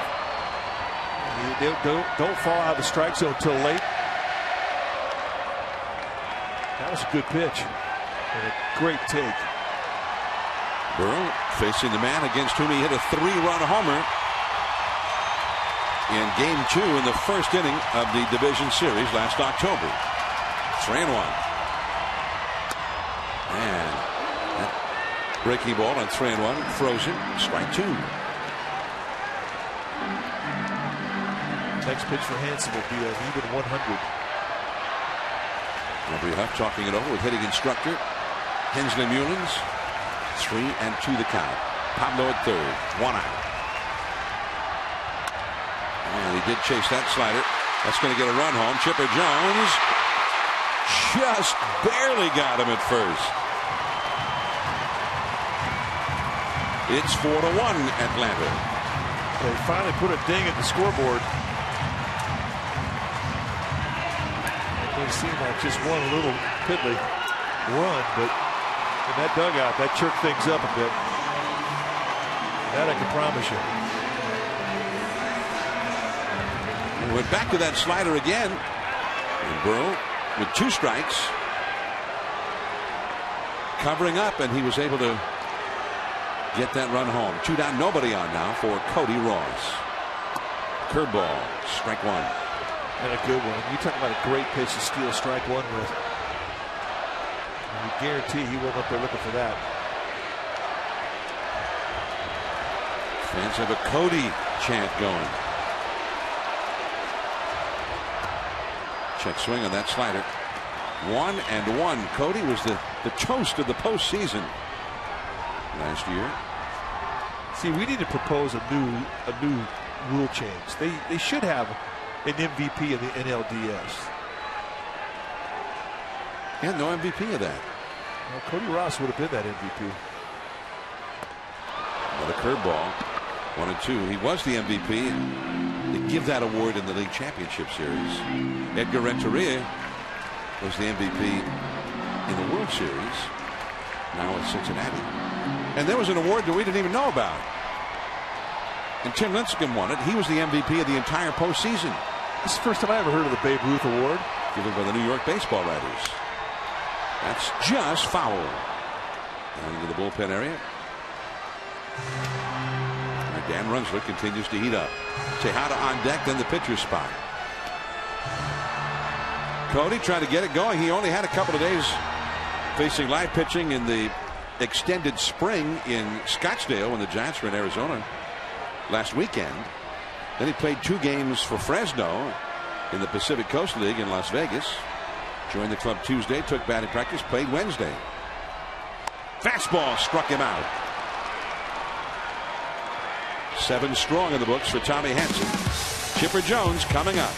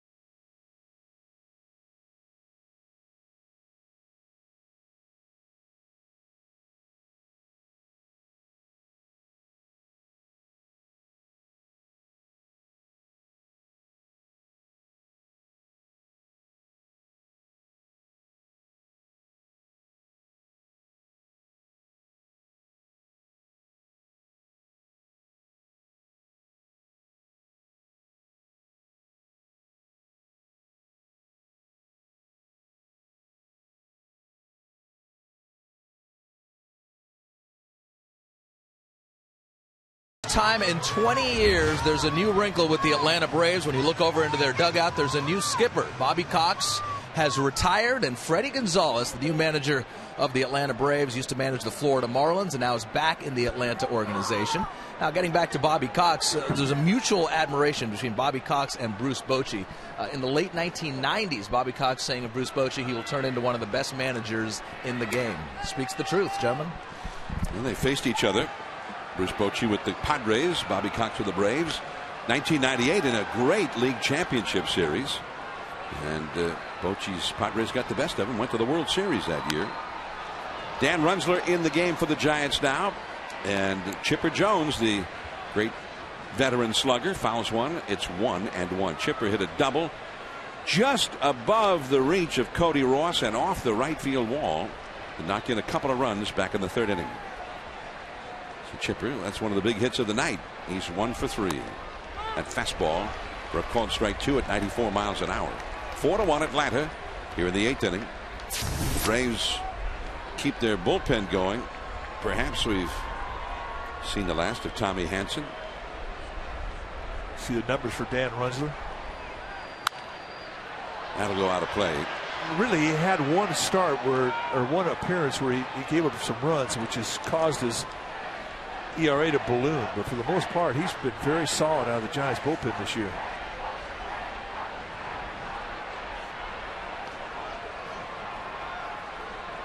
The left-hander Jonny Venters warming up in the Atlanta bullpen.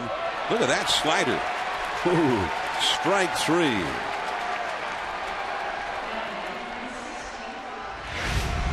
Take a look at the first swing in the at-bat and watch the legs, the foundation. That did not feel good. He lifted that right leg up as if needed to take some pressure off it. Looks like he got some kind of a brace on under that uniform on that leg anyway. Near the knee. Chipper has had a lot of injury problems these last few years. Ball 1 to Brian McCann. 0 for 3 tonight. The cleanup hitter for Atlanta. Phillies lead the Padres on the out-of-town scoreboard 2-0, top of the 9th in San Diego.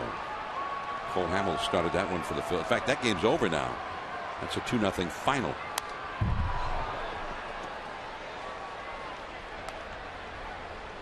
Hamels got the win over Clayton Richard. Madsen saved it.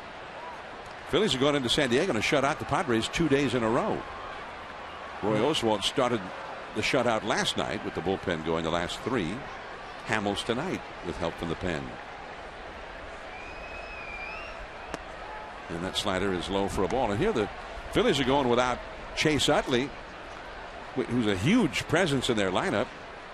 But so far anyway, they haven't really had a problem with it. They're 13-6. Pat Burrell. McCann is 0 for 4. Now let's take a look at a Lincoln Smart move. It's not just luxury, it's smarter than that. Feel smarter at Lincoln.com. And John, you remember this? When the Giants clinched the NLDS, they all stood in celebration and they saluted one of the great managers in baseball history, a future Hall of Famer Bobby Cox, and I'll never forget that moment. Giants had come pouring out of the dugout and were jumping and on top of one another. The scene that you see at such moments in baseball. And then the fans spontaneously started cheering for Bobby Cox, knowing that they were saying goodbye to the great manager who at one time was ugly with a mighty swing and a miss, and it's 0-2 to him. One time Bobby Cox's Braves won their division title, finished first place, no wild card, finished in first place 14 consecutive years at one stretch. But the Giants stopped their celebration and they stood and applauded Bobby Cox. It was an amazing scene. But paying their respect to a great manager, much respected around the game. Bobby Cox still works for the Braves, and I think his top choice for his replacement was Freddie Gonzalez, who used to be his third base coach. Runzler just blows Ugla away. A very powerful 8th inning. Tejada, a pinch hitter, and Rowan coming up.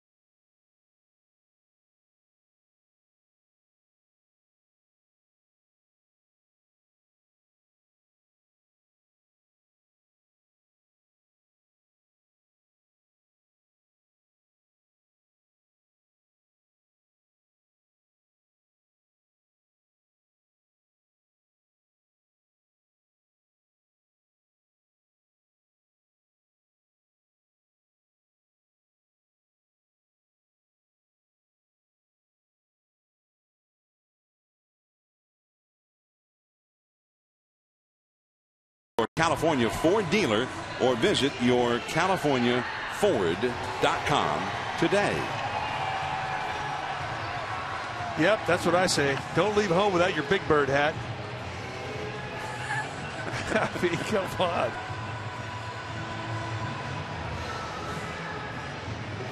You will not get lost in a crowd wearing the Big Bird hat. Well, you weren't a Big Bird fan? I like the Big Bird. Were you more of a Bert and Ernie fan? Or no, I like Telly. Telly was my guy. Jonny Venters, the new pitcher for the Braves, and this guy is electric. 2 hits, 3 walks, and 9 2/3 with 9 strikeouts. And what makes this guy so unusual is he brings 92 to 97 mile an hour velocity with sink. And I mean, it's heavy sink, and he's got a great strikeout slider. 2-pitch guy, but you're talking about 2 of the best 2 pitches in the league. 2-1. Last year as a rookie, he led all rookie relievers in earned run average, strikeouts, appearances, innings, and didn't even open the year in the big leagues. Popped up foul and out of play. 2-2 the count to Miguel Tejada, who has singled to right and lined out to right as Sergio Romo is heating up in the Giants bullpen. Last of the 8th, the Giants are down 4-1. Tommy Hanson is gone.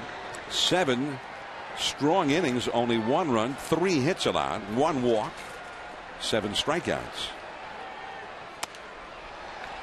Full count.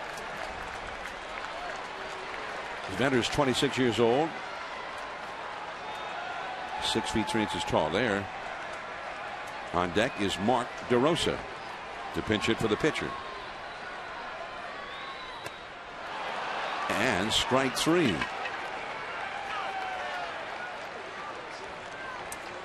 Well, Comcast Sportsnet has complete Giants coverage on Sportsnet Central every night at 10:30 p.m. Comcast Sportsnet, authentic Bay Area sports.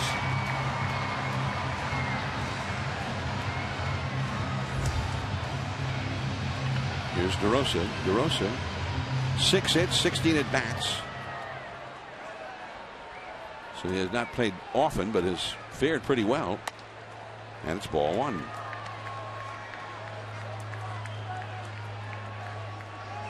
One for 3 as a pinch hitter. The hardest thing to be if you're not an everyday player in April is patient.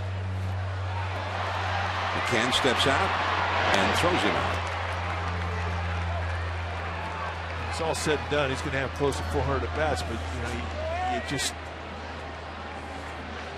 can grow so impatient in April when you're not getting them. Now Aaron Rowan, and you'll periodically hear Bruce Bochy say, well, he's given a guy a day off. The way the Bochy always puts it is, I'm giving him a day. He hasn't had a day yet. But on the other side of it is, there are guys on the bench who have not played that he wants to give some at bats to try to see if he can keep them fresh, keep them going, keep their swing.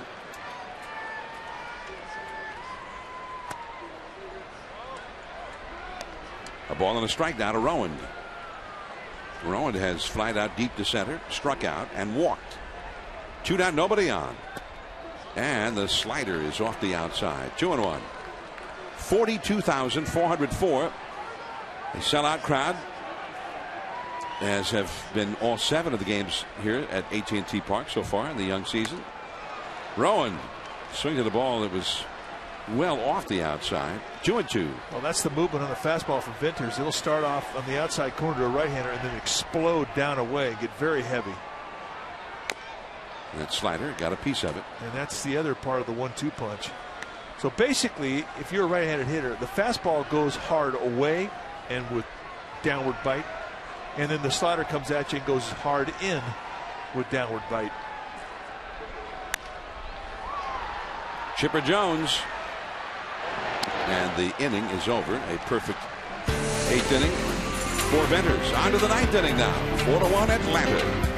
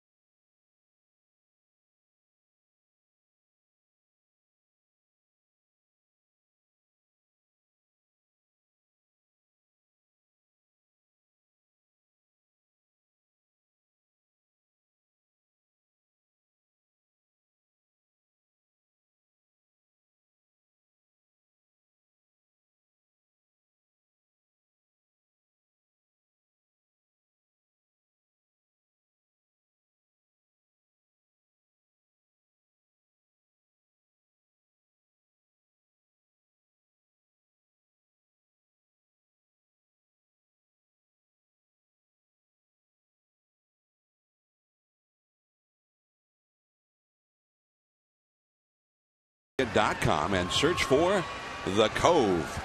Deep coverage of the team, the players, the opponents to watch, and even a peek into the iconic ballpark at 24 Willie Mays Plaza. The Cove on NBCBayArea.com. NBC Bay Area is the proud over-the-air broadcast home of the San Francisco Giants. And where we are tonight here in AT&T Park, I'm John Miller with Mike Krukow. But so far, it's been a Braves night.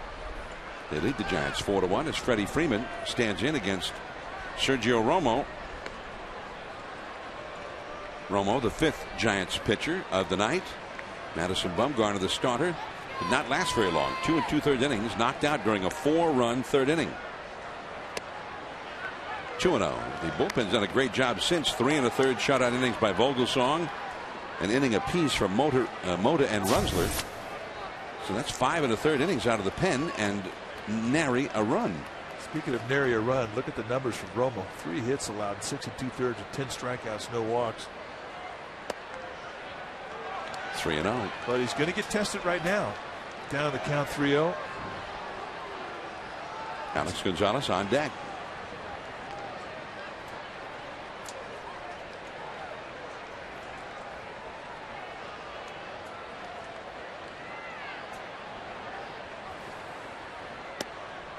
And again below the strike zone. So a 4-pitch walk to start the inning. And that is the first walk allowed by Romo this year.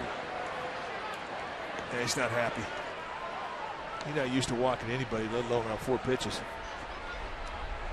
Atlanta has activity going in its bullpen now. The closer getting ready for the last of the 9th in the Atlanta pen. There he is, Craig Kimbrell. Billy Wagner retired. Atlanta's closer from last year, the veteran, and a great closer for a long time. That's a strike at the knees. Gonzalez is 0 for 3, has popped out twice and grounded into a double play. Looks like Freddie Gonzalez wants to play for 1 run as the Birds start to take their position. That's the council of 4 up there on top of the glove. Those are the leaders. It's Mike Krukow, the president of the Giants chapter of the Audubon Society. That's right. They're not seagulls, they're gulls. Every time we call them seagulls, we get a letter. They're gulls. Okay. Those are the leaders up there. Yeah, that's. Yeah. Yeah. It's funny because they look just like the rest of them, but there's something unique apparently. Oh, it's just the way they position themselves in the ballpark. You can tell they're smart. That one guy was up a little higher than all the rest of them too. He must be El Presidente. 0-2 the count. And the slider fouled into the crowd. Yep. He's the guy. The big cheese. Oh, yeah. Not yet. I'll give you the signal.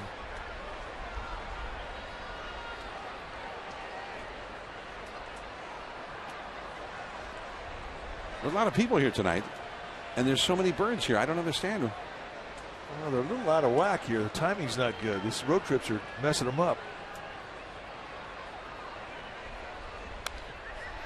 And Gonzalez again fights it off.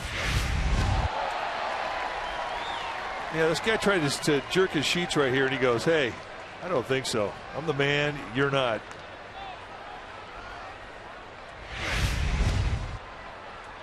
Yeah, that's the spot right there. Oh, yeah. And he's marked his territory. So you don't just analyze the ball game. Oh, no. You get the whole package. 0-2 the count. And that slider down and away. Boxed by Posey. Holding it first, Freddie Freeman. 1-2. Giants in their half of the 9th scheduled to have Sanchez, Huff, and that man, Buster Posey. The 2, 3, and 4 spots. They're down by 3. And Craig Kimbrell, the explosive, hard-throwing right-hander. Now the closer for the Braves getting ready.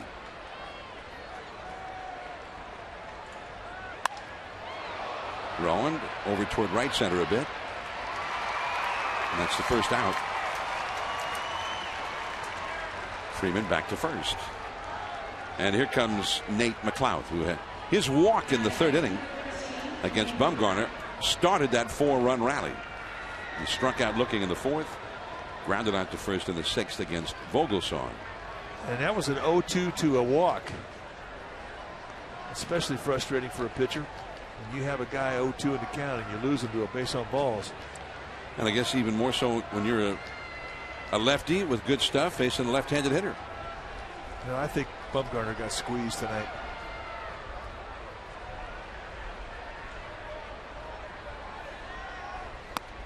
And that's a strike on the outside. Well, he truly did. There were several pitches on which he did not get calls. You know, and the difference between a 2-1 count and a 1-2 count is huge.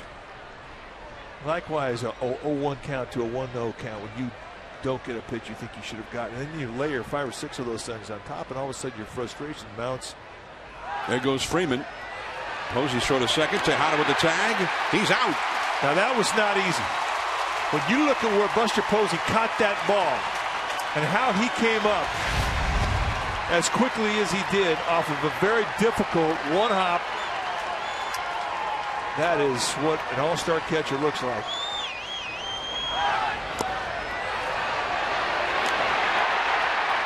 Out of a 194 and an easy tag for Tejada. That's a fine.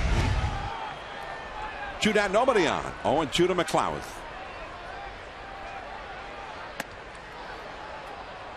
One and 2. 194. You said you had him at 194. Yeah, for a catcher, anything under 2 seconds is outstanding. And I had him at 1.94 seconds from the time he caught the ball and the time that he got it to Tejada where he caught the ball. From his glove to Tejada's glove. Exactly. Change up. And a nice finish for Sergio Romo. Last chance for the Giants. Sanchez, Huff, and then Posey coming up.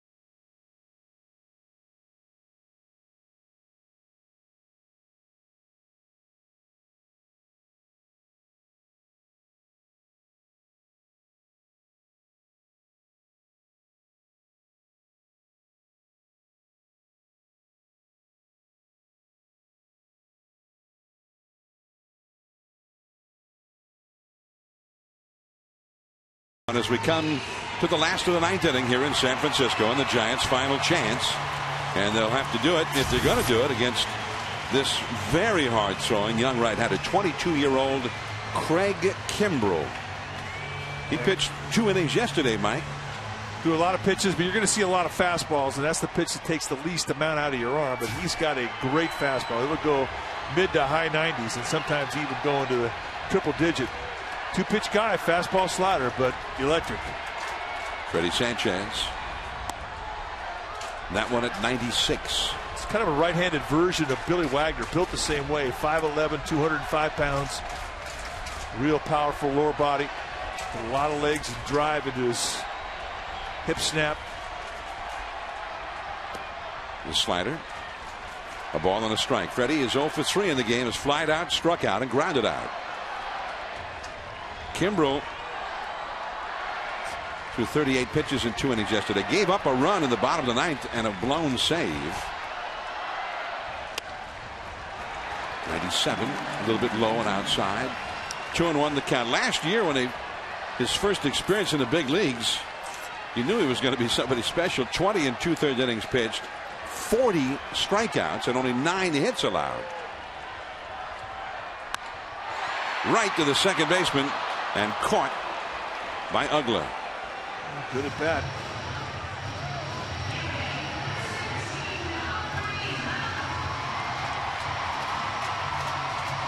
Now Aubrey Huff.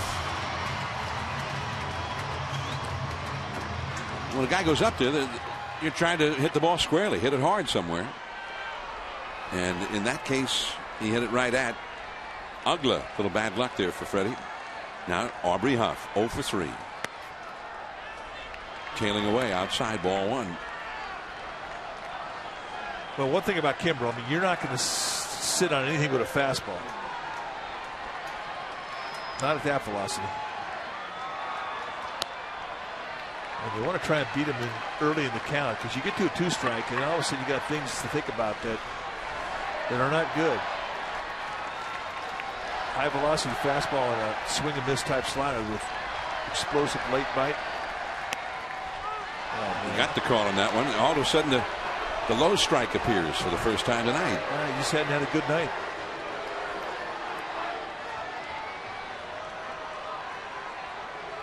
Two and one the count to Aubrey Huff. I mean, that was better than the 2-0 pitch. 3-1. Kimbrel, by the way, this year 8 innings before tonight, 4 hits allowed, 14 strikeouts in those 8 innings, and 2 walks. McLouth, and that is out number 2.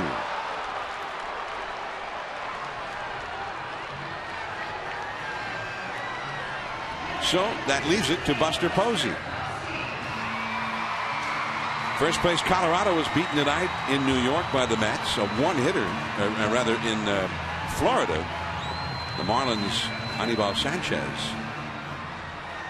allowed just the 1 hit. That was in the 9th inning, beating the Rockies. Arizona was beaten in New York by the Mets. Fastball a strike. The Dodgers clobbered the Cubs at Wrigley Field 12-2. Buster Posey is struck out looking, grounded to short, and lined out to right center. 2 down. 4-1 Atlanta. Just off the outside. Tomorrow, first pitch, 1:10 p.m.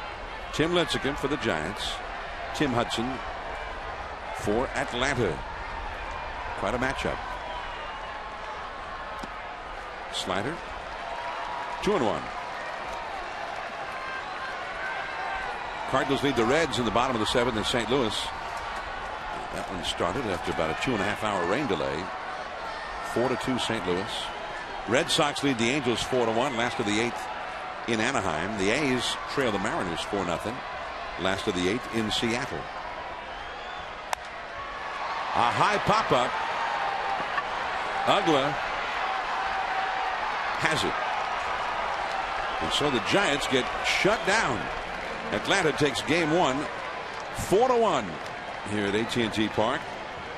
And Tommy Hanson with his best outing of the season for his 2nd win and the 3rd loss of the year against no wins for Madison Bumgarner. The Braves did it with 4 runs in the 3rd inning. That's all they got, and it was more than enough.